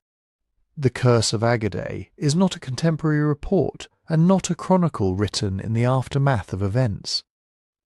It is a crafted piece of literature that belongs to a world in which Akkad was already a subject for reflection, in which rulers of a new dynasty could look back at the first great experiment in territorial rule and ask in poetic form why it had ended. Its language is Sumerian, the venerable written idiom of temple hymns and royal praise songs, and the tablets that preserve it come from scribal houses, where students copied model compositions line by line as part of their training. Everything about its preservation points us away from the immediate circumstances of Naram-Sin's reign, and toward the concerns of later generations who used his story to explore questions of divine favour, royal responsibility, and the danger of sacrilege. The narrative that the poem unfolds is both simple and stark. It begins in a time of prosperity, when the city of Agade, capital of the old dynasty, is described as overflowing with goods. Caravans bring lapis lazuli, fine woods, metals and grain from every direction. The streets are full, the temples are richly endowed. The god Enlil, high in the Mesopotamian pantheon and associated above all with the city of Nippur and its great temple, the Ikur, is said to have granted this abundance, having once chosen Sargon and his line for special favour. The empire here is not only a political structure, but a gift of the gods, an arrangement of the world that exists because heavenly powers have, for a time, decreed it. Then, in a shift that is almost abrupt, the poem introduces a problem that is not military or economic, but religious, for reasons that are not entirely spelled out. Perhaps pride, perhaps frustration at a divine silence. Naram-Sin in the story decides to turn against Enlil. In historical inscriptions he had claimed to be beloved of the gods. In this later poem he becomes a king who finds the god unresponsive and takes matters into his own hands. He musters, soldiers, raises axes, and marches not against a human rival, but against the Ikur itself, in Lil's ancient temple in Nippur, the centre of an order much older than Akkad's empire. In language that piles up verbs of breaking, cutting, burning and smashing, the text has him assault the sanctuary, tear out its possessions and desecrate its sacred spaces. The king who once owed his throne to divine choice, now in the story commits the unthinkable act of violence against the god's own house. This is the pivotal sacrilege on which the whole composition turns. In the logic of the poem, it is not administrative overreach, not climate change, not slow structural weakness that brings about the fall of Agade, but a single intolerable offence against the divine order. Enlil, insulted and violated, withdraws his favour completely. The gods who had once brought wealth to Agade now convene as an assembly to decide its fate. One after another they withdraw their support. The blessings that had flowed into the city are deliberately reversed. In a series of carefully patterned lines, prosperity is unravelled. Boats no longer come, grain no longer grows, the streets that bustled with traders become empty and silent. Misfortune is not random here, it is a sentence. Within this divine council, the poem introduces an enemy that later chroniclers would also invoke, but with a crucial difference in framing. Enlil, seeking an instrument for his wrath, chooses the Gutians, a people associated in Mesopotamian tradition with the rugged lands to the east and northeast. In the Curse of Agade, they are described in strongly negative terms as people of strange speech, ignorant of proper offerings, unable to respect fields and cities. They are in effect cast as the antithesis of orderly temple-centred urban life. Enlil releases them upon the land, not as independent historical actors, but as a kind of living tool, a scourge meant to punish Naram-Sin and his city for their impiety.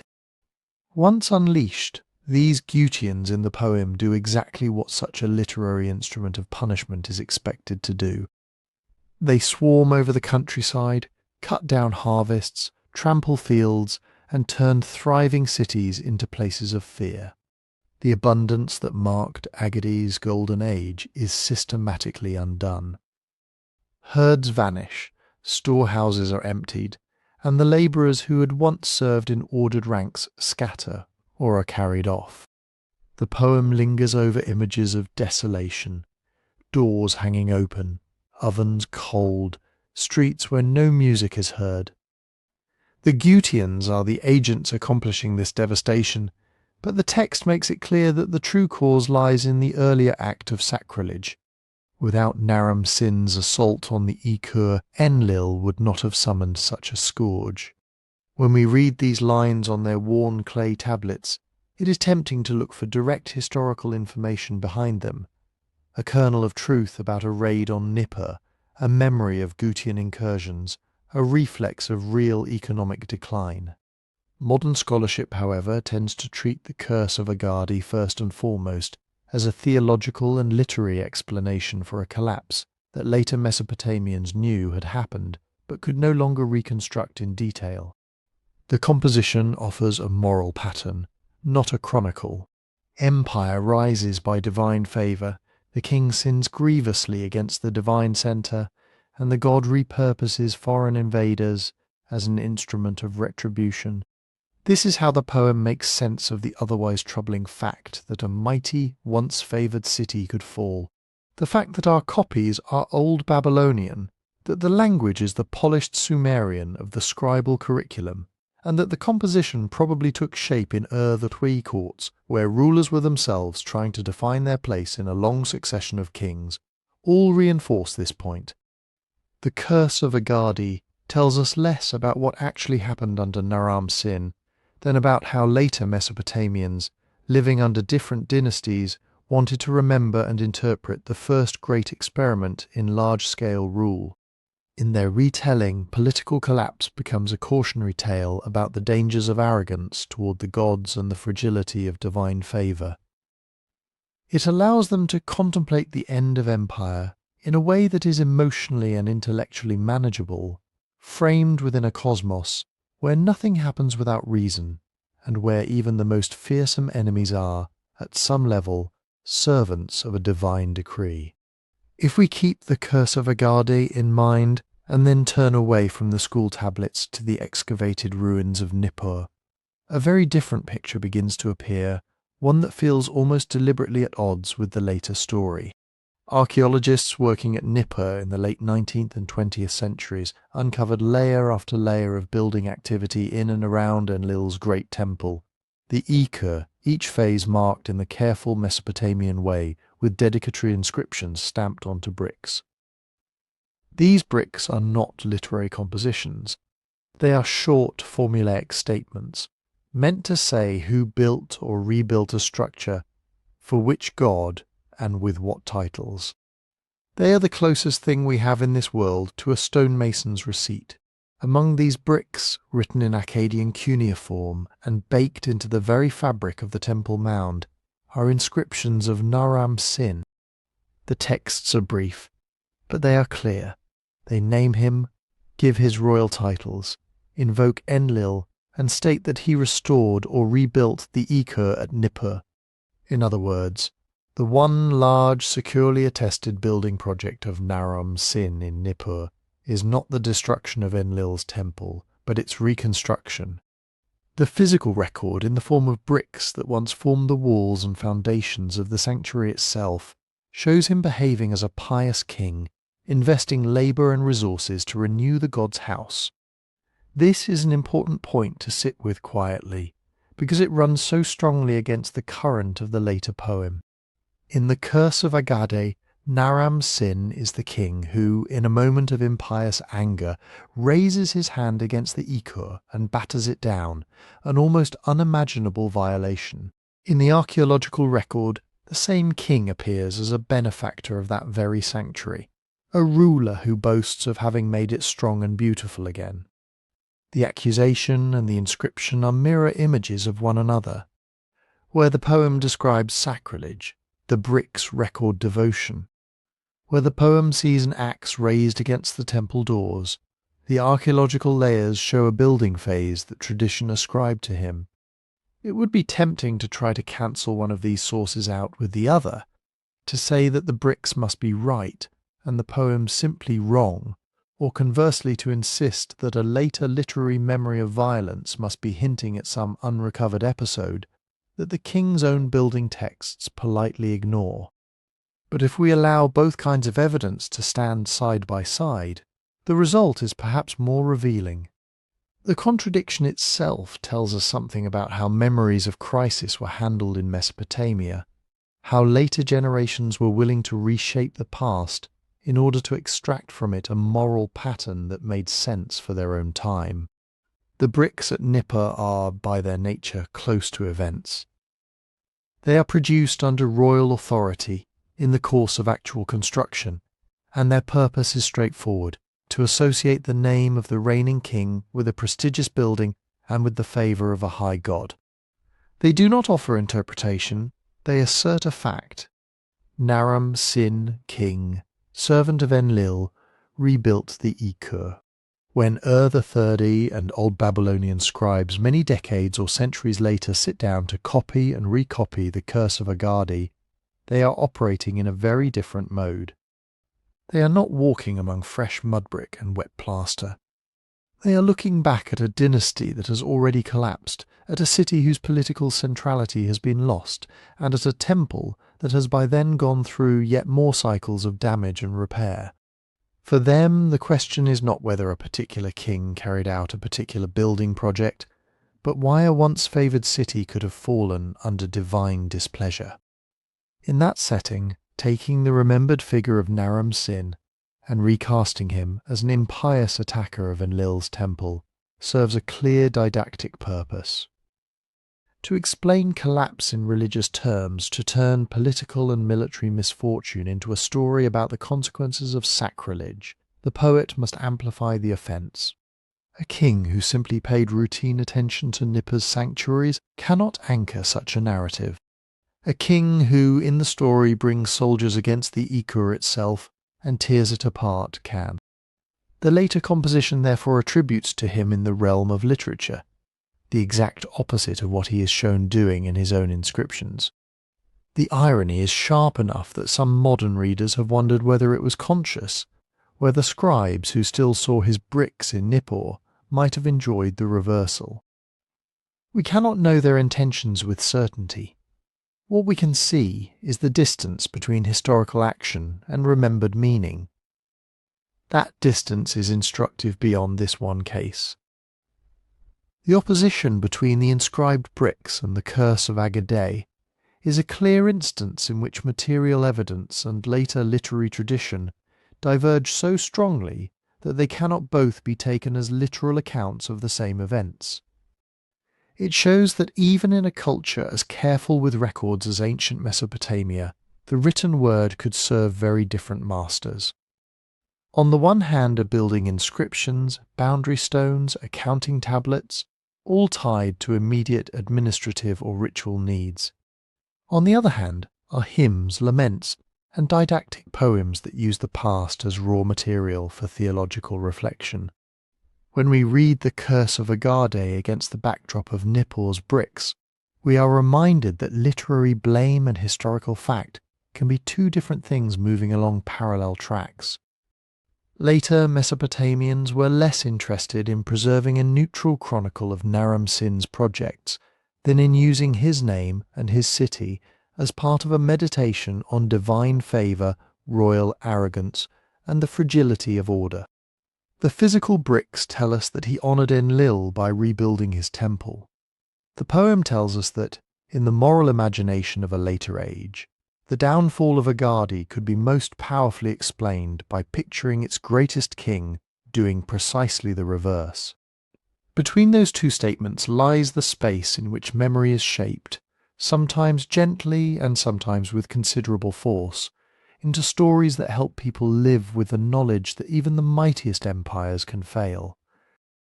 If we set aside for a moment the moral drama that later tradition wrapped around Naram-Sin, what follows him on the king lists feels quieter on the surface, but no less important for understanding how large states actually come apart. After the god king, whose name was once associated with victories from the Mediterranean to the Zagros, the next ruler is his son, Shar-kali-sharri. The name can be translated as something like the king is the stabilizer of kings, a title that imagines a ruler holding others steady, anchoring a world that might otherwise wobble. The irony, again, is difficult to miss. According to the reconstructed middle chronology, He ruled for about 25 years, somewhere in the later 23rd or early 22nd century BC, but the empire that he inherited was already under strain, and during his reign it began to draw inward. Shar-kali-sharri does not stand in the sources as a shadowy figure. He leaves us inscriptions, seal impressions and references on later lists, but the tone of his record is different. Where Sargon and Naram-Sin speak of opening new routes and subduing far-off lands, his texts often sound more defensive, fixated on holding or recovering what has slipped away. The phrase "King of the Four Quarters," once so confidently applied, still appears, but the actual reach of royal authority behind those words was, by most archaeological and textual indications, contracting. Instead of an empire that comfortably projected power across Upper Mesopotamia, western Iran and the Levantine fringes, we glimpse a state trying to keep hold of a few key river corridors and the cities that lined them. One way to picture this is to imagine the map of Sargon's realm as later scribes like to draw it in their minds, a loose rectangle stretching from the Mediterranean in the west to the Zagros in the east, and from the Persian Gulf in the south up into the dry-farmed plains of northern Mesopotamia. Under Shar-kali-sharri, that imagined shape begins to erode from the edges inward. The distant corners fall away first. There are signs that the routes north toward the trading city of Tel Leilan and west toward the middle Euphrates became more fragile and more contested.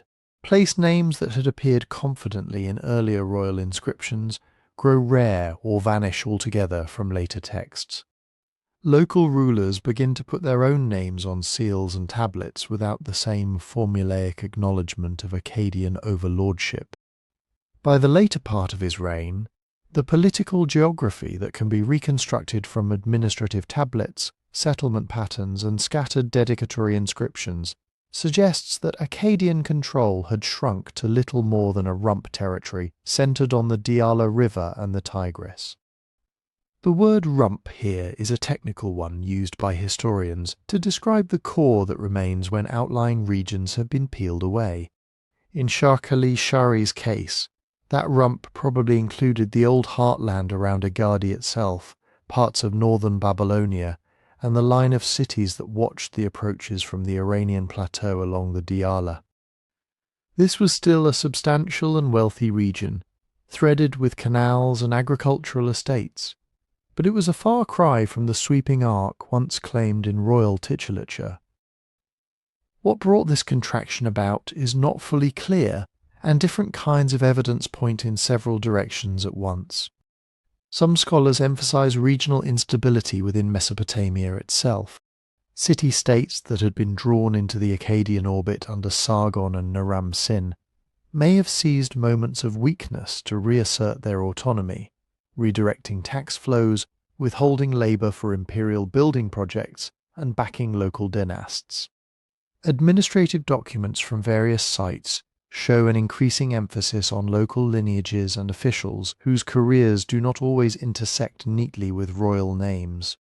It is possible to see in these fragments the growth of regional power centres that no longer needed the king of Agade as their guarantor. Others point to pressures from outside the traditional alluvial core. To the north and east lay upland groups who had long interacted with the lowland cities as traders, mercenaries and occasional raiders. The sources for Shar-kali-sharri include references to conflicts with groups from the Zagros region, and later Mesopotamian histories remember peoples such as the Gutians as players in this period of unrest, though their exact role remains debated. Some modern interpretations envision a pattern in which small mobile groups exploited the empire's overstretched communication lines, cutting into the fragile connective tissue that allowed grain, metal and soldiers to move from one river basin to another. In such a scenario, even relatively minor incursions could have large effects if they repeatedly targeted the same strategic corridors. There were also the more routine but still powerful forces of environmental and economic fluctuation.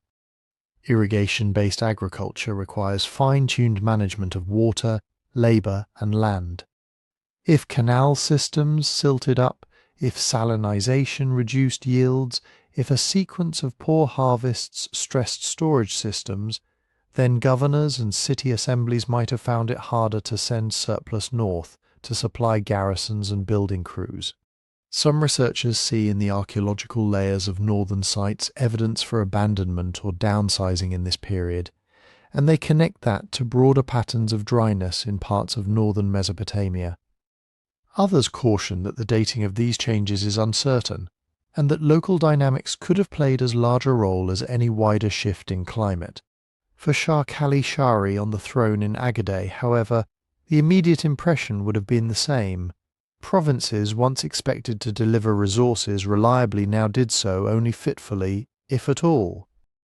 Within his inscriptions, Shar-kali-sharri responds to this situation not by proclaiming defeat, but by presenting himself as a restorer and defender. He boasts of victories over enemies, of building and rebuilding works, of offerings to gods.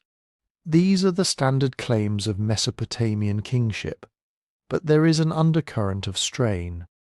When a ruler repeatedly emphasizes that he has established order or refounded cities, it tells us that order and foundations have, at least in the royal imagination, been under threat.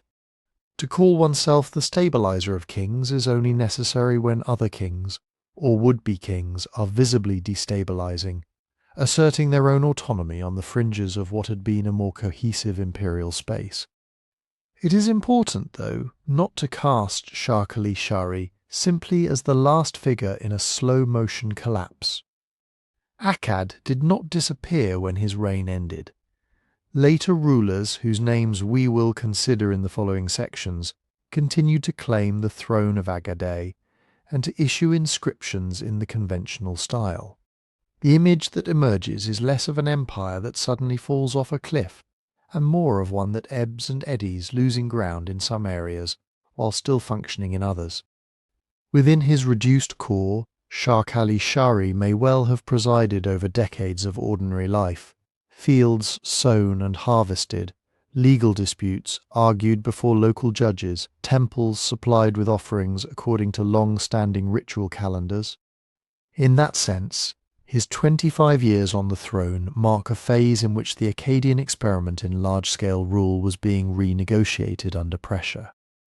The long imperial lines on a mental map were breaking into shorter, more local segments, but the idea of a single ruler in Agade, favoured by the great gods and responsible for the well-being of land and people, still held enough force to be maintained. When we think of Shar-kali-sharri sitting on his throne, surrounded by scribes and officials, we might picture not a king presiding over a dramatic end, but a ruler working day after day to hold together what could still be held as the world that his grandfather had carved out gradually narrowed back toward the old river valleys that had given birth to it. When Shar-kali-sharri disappears from the record, the story does not glide smoothly into the next well-established reign. Instead, the sources stumble. The very document that later Mesopotamian scribes used to impose order on their past, the Sumerian king list, reaches this point and almost seems to lose its composure. After the calm enumeration of earlier kings and their neatly rounded reign lengths, we suddenly read, then who was king? Who was not the king? Urgiji was king, Imi was king, Nanam was king, Ilulu was king, and the four of them ruled for only 3 years. For a text that normally speaks in the confident voice of hindsight, this is an unusual moment of admitted confusion. That little cluster of names, crowded into a span of 3 years, does not look like a stable succession, and modern historians tend to treat it as a sign that something had broken in the system that had supported imperial kingship from Sargon's time onward. The king list is not a neutral chronicle. It was compiled centuries later with the aim of presenting kingship as a single line, passing from one city to another according to divine decision, and smoothing out the messy realities of overlapping dynasties and rival regimes. For such a text to pause and ask, who was king, who was not the king, suggests that even in retrospect, scribes could not agree on how authority in Agade had actually passed from hand to hand in the years after Shar-kali-sharri. We do not know very much about Igigi-imi-Nanum or Ilulu as individuals. Their names survive almost entirely in this one list, and a handful of other possible references are debated and uncertain. Some scholars think they may have been palace officials or military commanders who seized the throne in quick succession, each managing to hold the capital for a season or two before being displaced. Others imagine them as regional strongmen, perhaps based in different parts of the shrinking heartland, all claiming the same royal title at roughly the same time, and later folded into an artificial sequence by scribes trying to clean up a confused memory. In this reading, 3 years might not be a precise figure so much as a way of saying that the period was brief, unstable, and not worth assigning the dignified reign lengths given to more established rulers. Whatever the exact configuration, the picture that emerges is one of fractured central authority. Under Sargon, Rimush, Manishtushu, and Naram-Sin, kingship in Agade had been presented as something almost monolithic, rooted in divine favour and expressed through long reigns, large building projects and campaigns across a wide geographic canvas. Even under Shar-kali-sharri, that image still held, though the territory behind it was contracting. The appearance of 4 kings in 3 years disrupts this continuity. It suggests that the throne of Agade, once so solid, had become something that several different actors felt they could plausibly claim, and that none of them could defend for very long. This is where it is useful to think about what happens inside a complex state when the structures that bind it together begin to loosen. A king in Mesopotamia was not just a charismatic individual. He sat at the centre of intersecting networks of temple administrations, military commands, provincial governorships, and merchant houses. When those networks were relatively aligned, the question of who was king had a clear answer. When they began to drift apart, different factions could elevate different candidates, each with some claim to legitimacy based on support from a particular temple, city, or army contingent. The line in the king list that asks who was king, who was not the king, reads almost like an echo of that factional uncertainty, preserved in literary form. From one angle, this short interregnum can be seen as a crisis of succession sparked by the death of a long-reigning ruler. Shar-kali-sharri's 25 years on the throne would have allowed him to accumulate allies and enemies, to promote loyalists and sideline potential rivals. If he died without an uncontested heir, or if his chosen successor lacked broad support, the vacuum at the centre could easily have encouraged ambitious figures to step forward. In this scenario, Igigi, Imi, Nanum, and Ilulu might represent a series of brief experiments in new leadership, each either overthrown by the next contender or swept away by pressures that none of them was equipped to manage. From another angle, however, the very fact that the centre could fragment so easily suggests that the process of unravelling had begun earlier, during Shar-kali-sharri's own efforts to hold together a reduced core. If provincial elites had already grown more autonomous, if garrisons were chronically undersupplied, if outer regions had slipped beyond effective control, then the throne in Agade would have been perched on a much narrower base than it had enjoyed in Naram-Sin's time. In that case, the 4 kings' 3 years' passage is less a sudden rupture and more the visible crest of a longer wave of weakening. The moment when underlying tensions finally surfaced as open competition for the royal title. It is tempting to imagine these 3 years as decisive, as if the empire might have survived had a single strong successor immediately followed Shar-kali-sharri. The evidence we have, fragmentary as it is, argues for a gentler, more incremental picture. Administrative practices continued in some areas, temples still functioned, local offices still passed from one holder to another. The interregnum looks, in this light, like a symptom of a broader condition rather than its primary cause. A robust empire can usually absorb the shock of a contested succession, especially if its provincial administrations and local economies are healthy. The Akkadian state by this stage seems to have been less robust, its connective tissue already thinned by decades of contraction, regional assertion, and perhaps environmental strain in some of its northern zones. When later traditions remembered the fall of Agade, they tended to talk about divine anger, foreign invaders, and curses that stripped away royal favour. Those narratives, which we will explore in their own time, give the collapse a single dramatic face. The dry line in the king list, about 4 kings in 3 years, offers a quieter, more bureaucratic view of the same turning point. It shows a capital where multiple names could be attached to the throne in rapid succession, where the scribes charged with recording kingship could not easily decide which names to keep and which to discard, and where the once simple question "who is king" had become ambiguous enough to leave a trace of doubt in a text designed to erase such ambiguities. In that sense, the Interregnum is a small window into what it feels like, on the ground, when an imperial experiment is moving from strain toward failure. Not a single moment of collapse, but a short, unstable interval in which authority flickers between claimants, while outside the palace walls, cities and provinces continue to negotiate their own survival, increasingly on their own terms. The 4 names and their 3 compressed years are just one surviving reflection of that larger, slower unwinding. After this brief flare of uncertainty, the king list settles its breathing again. The next name it offers is Dudu, and with him the text resumes its usual rhythm, assigning him about 21 years on the throne, and then passing calmly to his son Shu-Durul with about 15 years, before allowing kingship to pass to another city.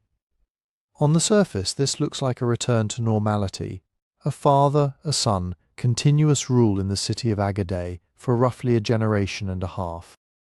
Underneath, however, almost every other kind of evidence we have points to something different, something quieter and smaller than what Sargon or Naram-Sin would have recognized as their empire.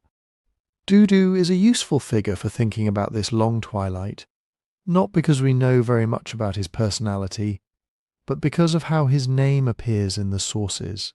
For the earlier great kings, evidence of their rule is spread widely across Mesopotamia. Their inscriptions turn up on distant stelae, on foundation tablets buried under temples they claim to have built or rebuilt, and on votive objects offered to gods in cities that lay far beyond their original home. Dudu's attestations, by contrast, are modest and relatively close to the old heartland. A handful of inscribed objects, mostly from Sumerian cities that had once been firmly under Akkadian control, refer to him as king, but they do not proclaim grand campaigns to the mountains or to the seas. They read more like acknowledgments that for the moment this man in Agade still had to be taken into account when dedicating a temple or recording a local official. Some scholars see in this pattern the outline of a shrunken core state, in which the authority of Agade had contracted back toward the middle stretch of the Tigris and Euphrates. Instead of garrisons in far-flung regions, there may have been a handful of fortified strongpoints. Instead of a tightly supervised network of governors, there may have been more loosely allied city rulers who still recognized the Akkadian king's precedence in certain rituals or diplomatic formulas. A seal inscription naming Dudu on a piece of administrative equipment tells us that some version of the old bureaucracy was still functioning, stamping tablets, moving goods, counting rations, but it does not tell us that the network it oversaw still stretched across all the landscapes that Sargon had once boasted of conquering. The situation under Shu-Durul, Dudu's successor, looks very similar, and in some respects even more constrained. His reign of about 15 years brings us down toward around 2154 BC in the reconstructed Middle Chronology, the date that many handbooks give for the end of Akkad's political existence as an independent power. His name shows up in building inscriptions from a few cities in the southern alluvium, recording repairs to walls or temples. In these texts he appears as a legitimate king, invoking the great gods, performing pious acts, using the same dignified royal epithets as his predecessors. Yet again, what is striking is less what these inscriptions say than where they are found and what they do not claim. They reinforce a picture in which royal energy is turned inward toward maintaining urban defences and religious structures in a limited zone, rather than outward toward expansion. One of the clearer indications of this reduced scope comes from the way contemporary and later documents from other cities begin to ignore Akkadian kings altogether. In regions that had once acknowledged Naram-Sin directly, local rulers now issue their own inscriptions without reference to Agade, or they date events by their own regnal years instead of by those of the Akkadian dynasty. This is not the behaviour of a countryside trembling under imperial control. It is the behaviour of cities that have begun to regard themselves as independent, or at least as no longer bound into a single hierarchy centred on one capital. Against this backdrop, Dudu's and Shu-Durul's carefully worded bricks and door sockets look like the voice of a shrinking court insisting on continuity even as the world around it reconfigures. At the same time, it would be misleading to imagine that Agade simply dwindled into irrelevance overnight. 21 years for Dudu, followed by 15 for Shu-Durul, is a substantial span in human terms. Children were born and grew to adulthood entirely under their rule. Temples in the capital still received offerings. Scribes were still trained, myths still copied, contracts still sealed. If you lived in the immediate orbit of Agade during these decades, your daily experience might have felt more like a tightening of horizons than like a dramatic fall. Fewer caravans arriving from the distant north, perhaps fewer foreign soldiers in the streets, a growing sense that decisions affecting your city were being made closer to home rather than in faraway garrisons, but no single day when people woke up and said, "The empire ended yesterday." The archaeological record hints at this gradualism. In some cities that had been part of the Akkadian network, building activity continues through the supposed terminal date of about 2154 BC, with styles of pottery and administrative practice evolving, but not abruptly changing. In others, especially in the more marginal zones, there are signs of abandonment or sharp reduction in occupation, but these do not line up neatly with a single historical event or the accession or death of a particular king. Instead, there is a patchwork of local trajectories, some of decline, some of continuity, some of transformation under new political labels. Against that patchwork, the reigns of Dudu and Shu-Durul look less like a final act in a tightly scripted play, and more like one thread in a broader reweaving of Mesopotamia's political fabric. When later tradition remembered the end of Akkad, it often skipped lightly over these names, moving directly from the grandeur of Naram-Sin and the struggles of Shar-kali-sharri to stories of invaders and divine curses. That narrative habit contributes to the impression of a sudden catastrophe, an empire that stood one day and lay in ruins the next. The more we sit with the quiet evidence for Dudu and Shu-Durul, however, the more that image softens. What we see instead is a dynasty that, even after losing much of its reach, managed to maintain a reduced kingdom for roughly a generation and a half, preserving its rituals, its titles, and at least some of its institutions within a smaller frame. As a way of closing the political story of Akkad's kings, this image of a drawn-out twilight is fitting. The capital does not blaze out in one last expansionist effort. It contracts, adjusts, and survives in diminished form until other forces, which we will examine in their own time, finally push it aside. The line of rulers that had begun with Sargon does not end with a single dramatic fall from a high cliff, but with a slow descent down a long slope, passing through the unsettled years of the Interregnum to the quieter decades of Dudu and Shu-Durul, before fading into the background of a Mesopotamian landscape that is already rearranging itself around new centres of power. One of those other forces often invoked in modern discussions does not come from invaders or from palace conspiracies at all, but from the sky and the soil. In the early 1990s, a team of archaeologists working far to the north of Agade published an argument that would become one of the most influential attempts to explain why the political landscape of Mesopotamia changed so markedly around the time we place the end of the Akkadian dynasty. Their focus was not on royal inscriptions or literary laments, but on the layers of dirt and debris at a single mound in what is now northeastern Syria, a site known as Tel Leilan. Tel Leilan sits on the edge of what scholars sometimes call the dry farming belt of northern Mesopotamia, a zone where rain rather than large canal systems is the main support for agriculture. In this region, small changes in precipitation can mean the difference between stable harvests and repeated crop failures.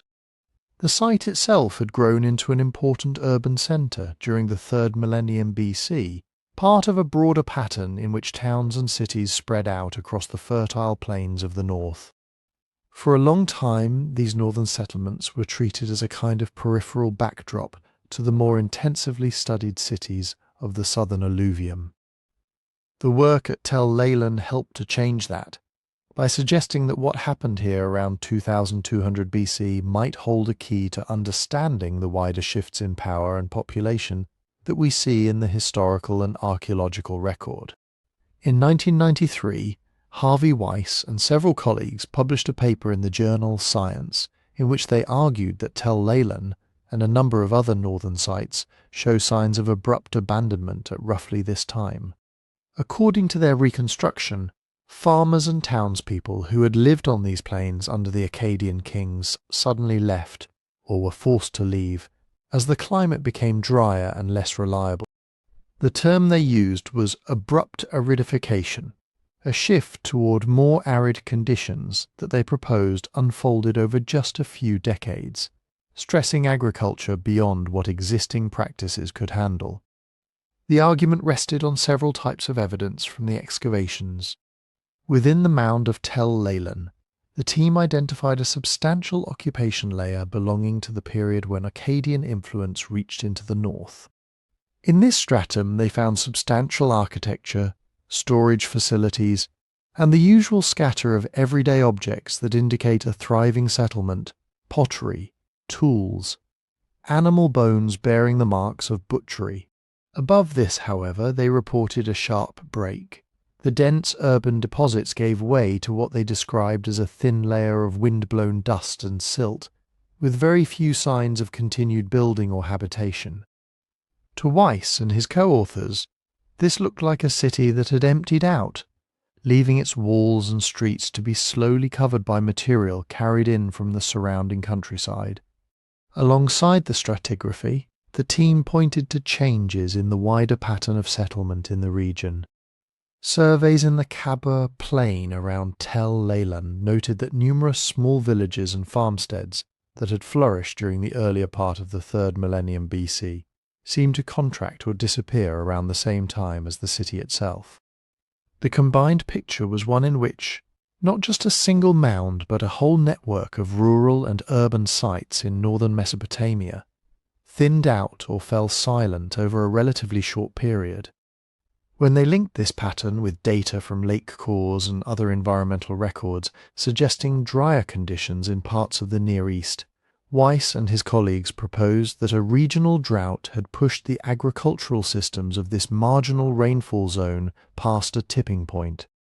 In their reading, the abandonment of Tel Leilan and other northern sites was not simply a local story. Northern Mesopotamia had been one of the areas into which Akkadian power had expanded, supplying grain, livestock and manpower to the kings in Agade.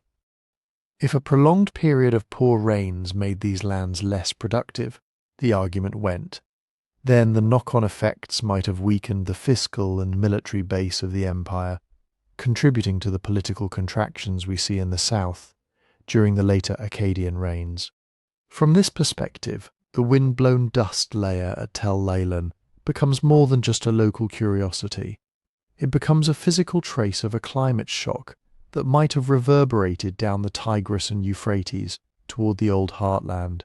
It is important, though, to keep the scope of this particular argument in view. The 1993 science paper is fundamentally about northern Mesopotamia, about the rainfall-dependent plains of the Upper Kabur and neighbouring regions. The evidence it marshals is drawn from the stratigraphy of Tel Leilan and a cluster of other northern sites, from regional surveys and from environmental data that largely concern these higher, more arid zones. It does not, by itself, demonstrate what was happening in the irrigated fields of Sumer, or in the administrative offices of Agade, or in the coastal cities along the lower Gulf. When we talk about abrupt aridification in this context, we are talking about a proposal for how climate might have changed the viability of farming and settlement in the north, and then, possibly, how those changes might have fed into the broader shifts in Mesopotamian politics. Over the decades since its publication, this climate-focused reading of Tel Leilan has been both influential and debated. Many researchers now accept that the late 3rd millennium BC saw episodes of environmental stress in various parts of the Near East, and the idea that drier conditions affected northern rain-fed agriculture has become a common part of the conversation. At the same time, others have questioned how abrupt the change really was, how uniform it may have been across different microregions, and how directly it can be tied to specific historical outcomes. Some see in the dust layer at Tel Leilan clear evidence of a sharp break in occupation. Others suggest that the sequence may allow for more gradual change, with phases of reduced activity rather than a simple on-off switch. For our purposes, what matters is that the Tel Leilan evidence has given scholars a concrete, stratified case study to point to when they talk about climate as one factor in the transformations of late 3rd millennium northern Mesopotamia. It offers the image of a flourishing northern city, woven into wider networks of power and exchange, that enters a period of reduced rain, loses its agricultural footing, and sees its inhabitants leave, their houses slowly filling with wind-blown silt. Whether we accept every part of Weiss and his colleagues' interpretation or not, their work has ensured that discussions of Akkad's last century now almost always include, alongside invasions and internal revolts, the quieter but relentless possibility that changes in the pattern of rain on the northern plains played a role. At the same time, this climate case is only one strand in a much larger tangle of explanations. The abandonment of Tel Leilan helps us think about how vulnerable northern settlements might have been to shifts in weather, and how such shifts could have strained the connections between centre and periphery. It does not, on its own, close the question of why Akkadian political authority contracted, or why certain cities rose as others fell. Instead, it invites us to set environmental stress beside other processes, to imagine a world in which farmers on the Kabur watched their fields dry out at the same time that provincial governors reconsidered their loyalties and that new groups moved through the mountain passes to the east. In that layered picture, climate is not a solitary explanation, but part of a larger, interlocking set of pressures acting on northern Mesopotamia at the very end of the Akkadian Age. When one argument becomes especially vivid, as the Tel Leilan Drought story has, it can begin to feel like the settled background to everything else, a kind of assumed stage on which the political actors move. Yet the ground under that stage is less firm than it may first appear. Over the last decade, a number of studies have revisited the northern plains that Tel Leilan is meant to represent, asking in quieter ways whether the pattern seen at one mound really stands for the whole region, and whether the link between climate stress and social collapse is as direct as we might imagine when we picture wind-blown dust filling abandoned streets.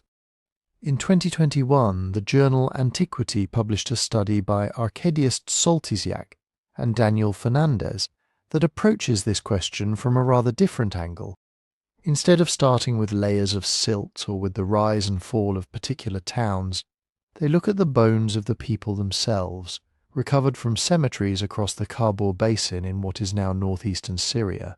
Their concern is with subsistence, with what those communities were eating and how they were managing their herds and crops over time, as reflected in the stable isotopes preserved in human remains. If there had been an abrupt climatic shock severe enough to cause widespread abandonment, they reason, then we might expect to see corresponding turbulence in the dietary record, shifts in the balance between plants and animals, between local and imported foods, between irrigated and rain-fed fields. To test this, Soltysyak and Fernandez assembled data from multiple sites scattered across the basin, spanning the centuries before, during and after, the period that has often been linked to the so-called 4.2 kiloyear event.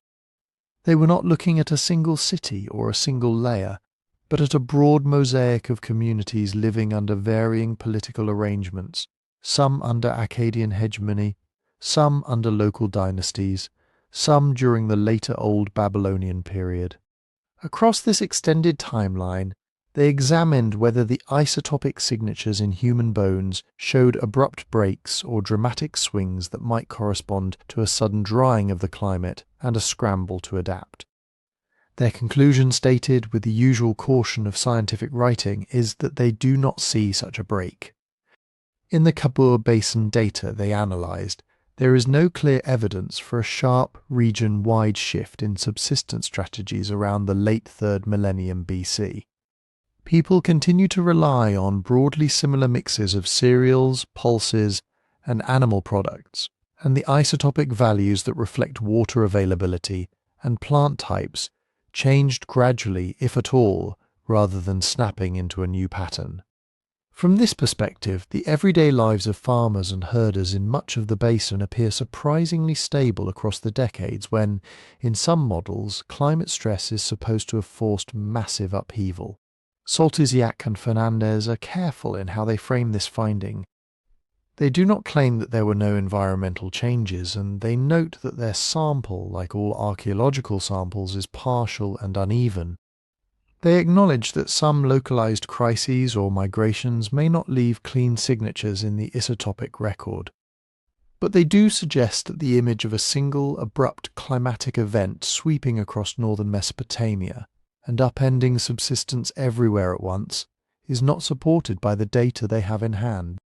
For them, the Kaba Basin looks less like a landscape caught in a sudden drought catastrophe, and more like a region in which communities adjusted and adapted over time, drawing on a range of strategies that cushioned them against shorter-term fluctuations. This kind of work complicates the simple story in which a dust layer at one site stands for a continent-wide climate event, which in turn stands for the fall of an empire. It reminds us that the dating of both environmental records and human responses is often less precise than our diagrams and timelines suggest. The 4.2 kiloyear event itself is a composite label, built from lake cores, speleothems and marine sediments, spread across a wide geographic area, each with its own margins of error. Lining up those environmental curves with archaeological phases, which are themselves reconstructed from pottery styles, radiocarbon ranges and sometimes damaged inscriptions, introduces further uncertainty. When we say that a dust layer or an abandonment coincides with a climatic shift, we are usually working with bands of decades, not single harvest seasons. The Soltysyak and Fernandez study therefore does more than add another data set. It gently presses on two weak points in the climate collapse chain. One is chronological.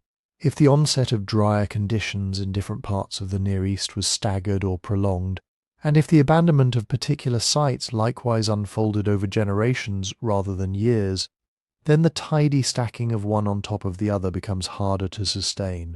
The other is causal, even if there was some degree of aridification in the north.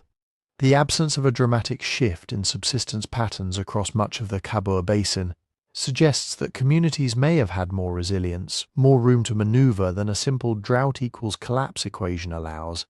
Not all scholars accept this more muted picture.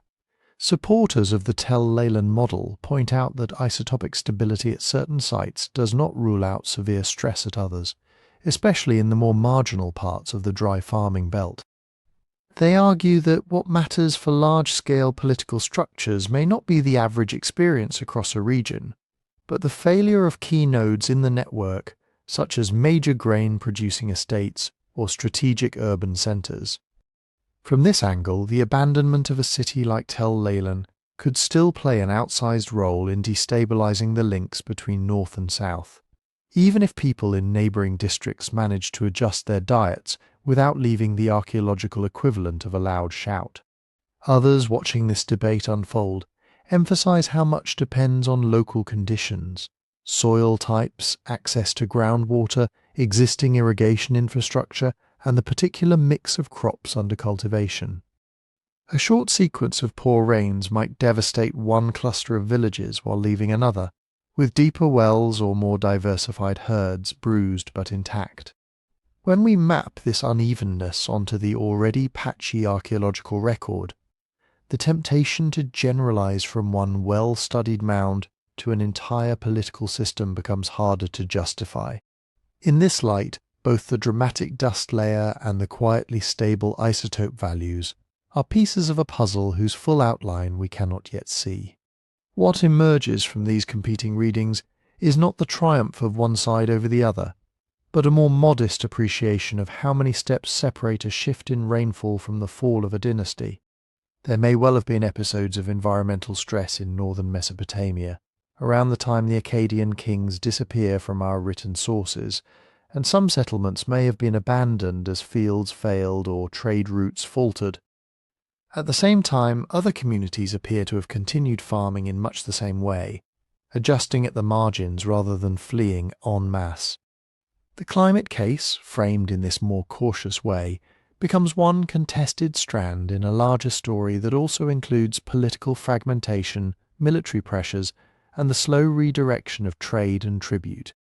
For a listener drifting towards sleep, it may be enough to hold these threads side by side without trying to knot them into a single rope. On one hillside, wind-blown dust settles into empty courtyards. In another valley, farmers still sow barley and tend sheep, their diets and routines barely shifting as regimes rise and fall on distant horizons. Between them lies the uncertain space where climate, economy, and human decision intersect. It is within that space, still only dimly lit by excavation reports and scientific articles, that the fate of Akkad must be sought, and where for now the balance between drought and other forces remains an open, gently argued question. In this uncertain landscape where climate, trade, and politics all leave only fragmentary traces, another shadowy figure enters the story, the Gutian. If you open a later Mesopotamian king list or a lamentation poem, it can sound as if their arrival is the obvious explanation for everything that went wrong. The great empire falters, the north is stressed, and then, as if on cue, strange highland raiders appear, sweep across the land, and bring an end to the age of Sargon. It has a certain narrative neatness, yet when we look more closely, we run into a simple but stubborn problem. The Gutians themselves did not write anything that we can read. No royal inscriptions, no building dedications, no administrative tablets that say quietly and in passing how they organised their fields or tallied their rations. Everything that later historians call Gutian comes instead from their enemies and their successors. The name appears in Akkadian and Sumerian texts as a kind of foreign label, a word used by court scribes who were trying to gloss the disturbances on their horizons. When those scribes described Gutian leaders, they did so in ways that fit their own genres and agendas. Sometimes the Gutians are portrayed as kings, with lists of rulers strung one after another in respectable order. Sometimes they are more like an undifferentiated mass, a swarm of mountain people pouring into the settled lowlands. They appear as invaders, as tax dodgers, as the ones who do not respect proper temples or proper canals. But because all these images come from the other side of the frontier, they tell us at least as much about the fears and values of the lowland elites as they do about the Highlanders themselves. The Curse of Agade, that long and vivid poem that laments the fall of Sargon's city, is one of the clearest examples of this hostile tradition. In that text, the Gutians are summoned almost like a plague. They are called in by angry gods as instruments of punishment, people who know no grain, people who do not know how to worship, people whose speech is said to be confused, and whose habits are set in deliberate contrast to those of the civilized towns. The poem lingers on their strangeness. It uses them as a foil against which the lost order of Akkad can be measured and mourned. Yet because the Gutians themselves are silent in our record, we cannot tell how much of this language reflects any real encounter and how much is symbolic exaggeration, piling every anxiety about the outside world onto a single label. This is the heart of the historiographical problem.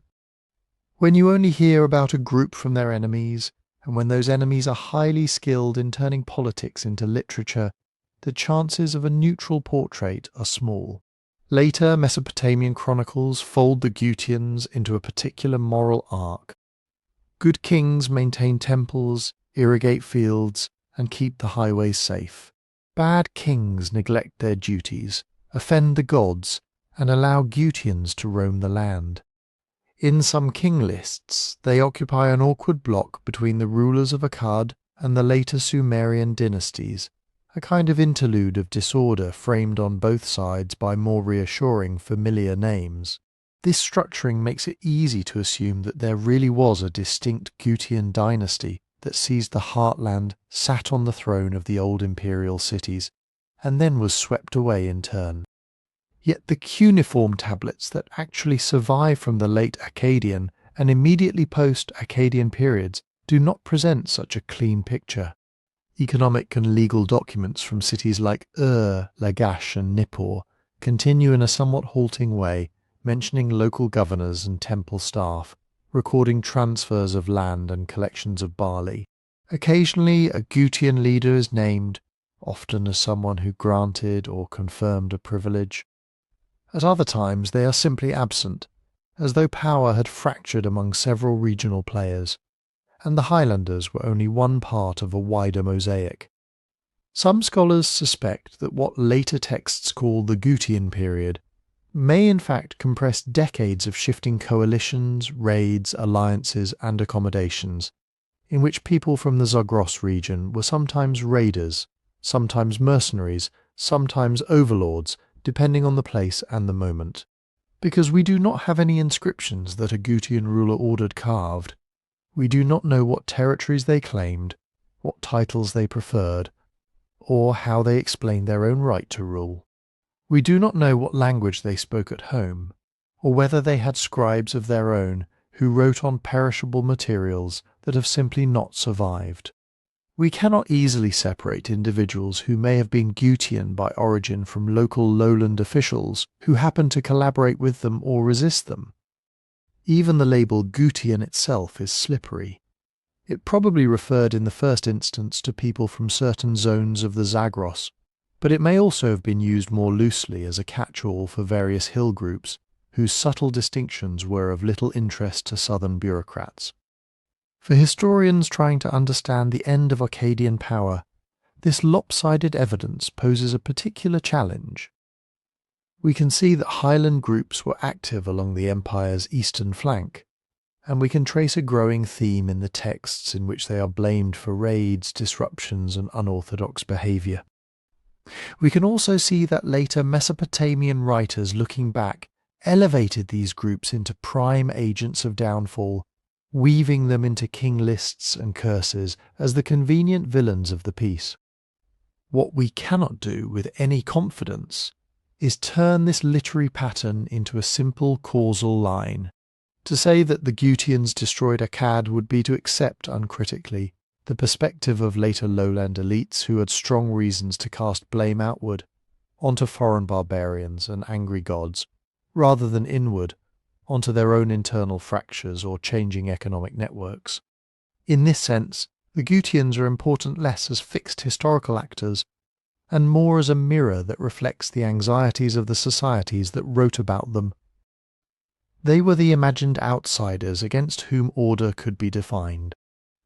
They were the strangers from the hills who could be invoked whenever canals silted up, caravans failed to arrive, or old cities lost their central place in the world.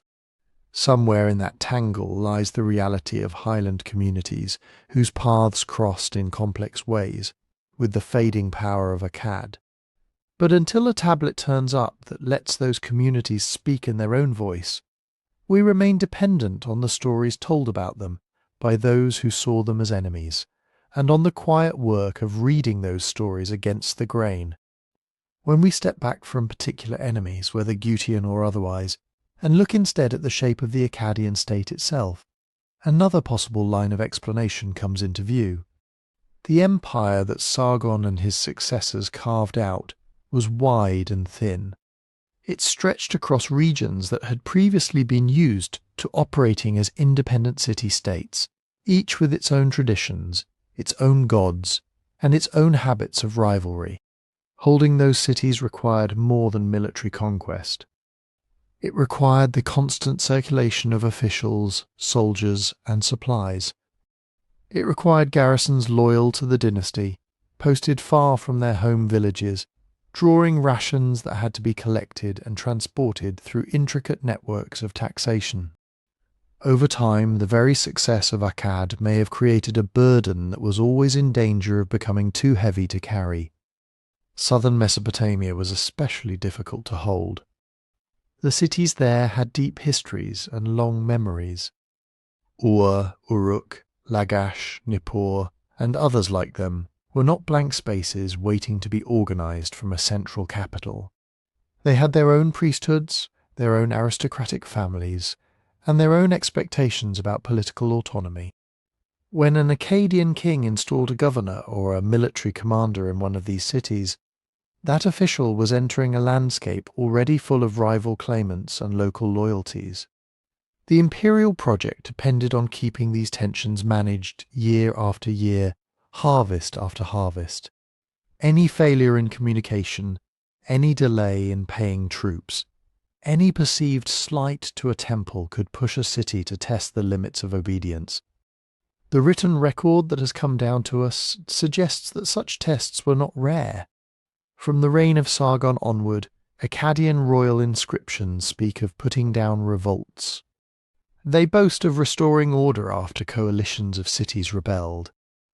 They describe campaigns in which the king marches south or east or west to reassert his authority, sometimes in the same cities that had been conquered only a generation before.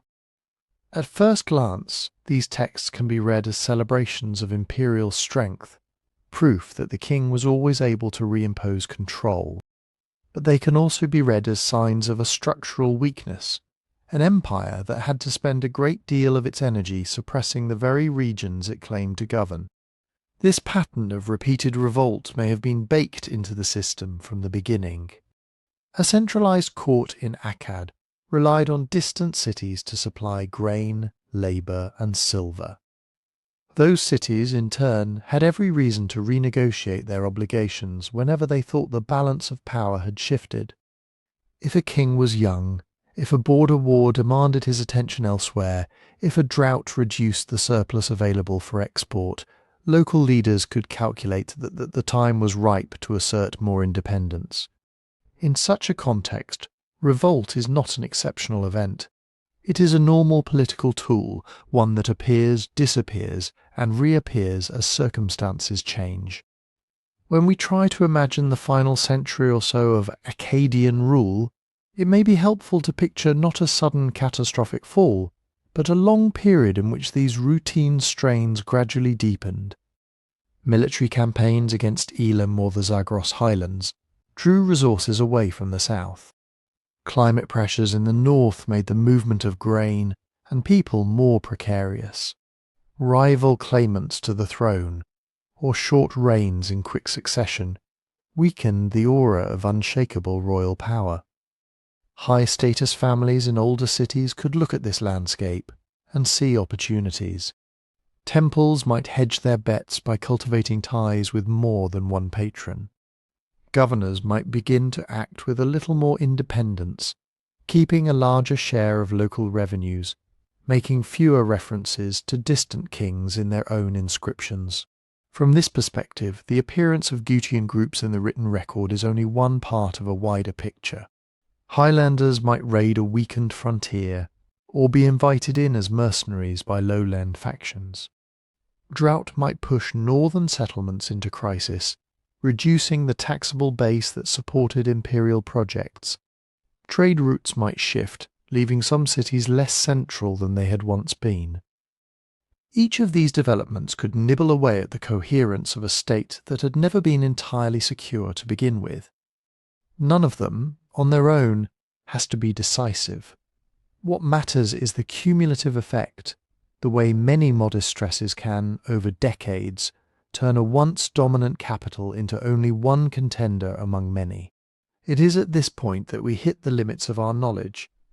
For all the elegant theories about overextension, climate stress, highland incursions, and internal revolt, there is no single cause that historians agree upon as the explanation for the contraction of Akkadian power.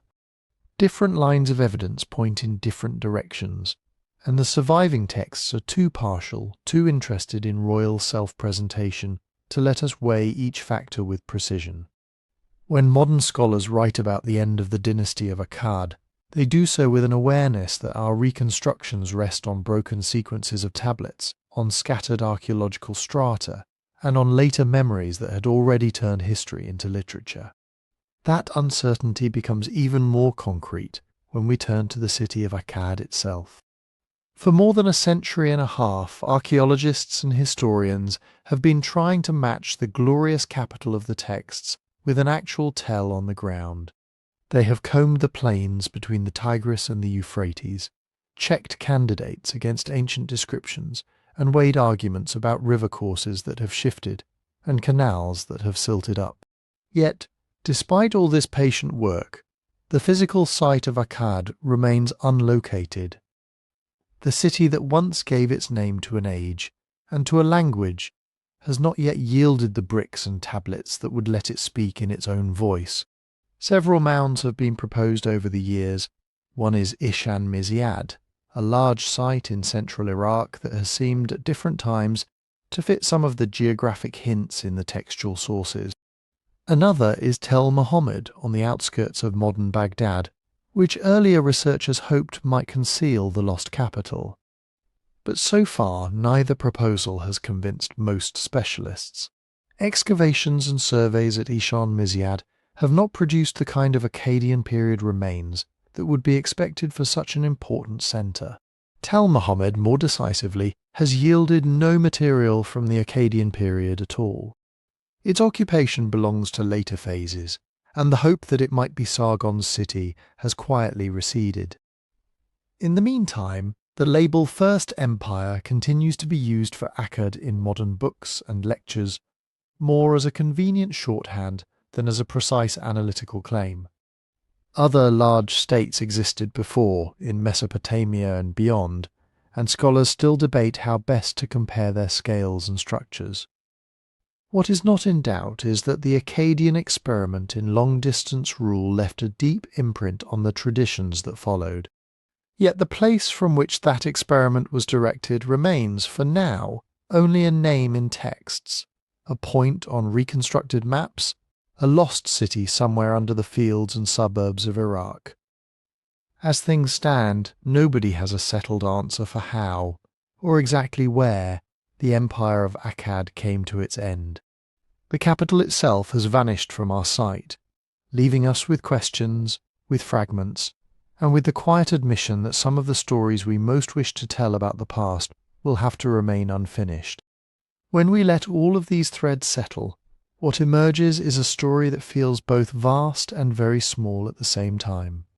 On one side there is Sargon, the man later tradition remembers as the child set adrift on a river, lifted from gardener to cupbearer to conqueror. There is the court at Akkad, claiming dominion from the upper sea to the lower sea, sending out governors and garrisons, composing hymns, boasting of 5,400 men who ate bread daily at the king's table. There are grandsons like Naram-Sin, carving themselves on stone as living gods, and later kings trying to steady a realm that was always a little more fragile than their inscriptions would admit. On the other side, there is a timescale that is, in human terms, very short. From the first great campaigns to the last rulers, who still called themselves kings of the land of Akkad, we are probably looking at not much more than a century and a half, perhaps a generation and a half of people who could remember Sargon as a real presence in the stories told over evening meals. Across that brief span, an empire expanded and then contracted. It reached outward into Syria and the Zagros. It absorbed old cities in the south. It experimented with new titles and new ways of organizing power. Then gradually the edges frayed, records thin out. Other dynasties begin to speak more confidently in their own voices. Later memories tell of Gutian kings of grain that no longer grew, of cities that cursed and were cursed in turn. Modern scholars look back across this terrain and find no single path that explains it all. One cluster of evidence seems to favour climate stress and failing harvests in the north. Another speaks of overextension and the constant cost of keeping distant cities in line. Others emphasise revolt, internal tensions, the agency of local elites. Gutian incursions may have been a symptom, or a cause, or simply one more layer added to a landscape already in motion. The truth is that all these possibilities sit side by side, and the available evidence does not yet allow us to weigh them with the precision we might like. The tablets are partial, the layers of soil disrupted, the later narratives already reshaping events into moral tales. Even the most careful reconstructions are provisional, ready to be revised if a new inscription appears from a forgotten storeroom, or if a new excavation changes our sense of how people moved across fields and rivers 4,000 years ago. At the centre of the question, like a quiet absence, lies the capital itself. We can say that Akkad once existed, that it commanded resources and labour on a scale that impressed its neighbours, that its scribes helped fix a language and a style of kingship that would echo for centuries. We cannot yet point to its streets or its walls, until someone uncovers its foundations. The city that named an age remains a space in our imagination more than a place on the map. There is a certain restfulness in accepting that some parts of the past will stay like this for a long time. Instead of a single neat explanation for why the Akkadian experiment in empire ended, we are left with overlapping possibilities and unanswered questions. Instead of a clear image of Sargon's city, we have only broken references and shifting riverbeds. Rather than fighting that uncertainty, it can be helpful simply to sit with it, to let the unknowns be part of the story, and to remember that history is not a solved puzzle, but an ongoing conversation between what has survived and what has been lost. If you have found it calming to drift through that conversation tonight, you might consider gently tapping the like button, or subscribing so that future stories can find their way to you. If you feel awake enough, you can leave a comment telling us where in the world you are listening from, adding your own small point on the map to this long chain of places and times. And if you would like to support this channel a little more, the best way is simply to listen on Spotify, where you will find a link waiting in the description. For now, the Empire of Akkad can return to its silence, its vanished capital somewhere under the dark fields, its unanswered questions keeping quiet company as you fall asleep.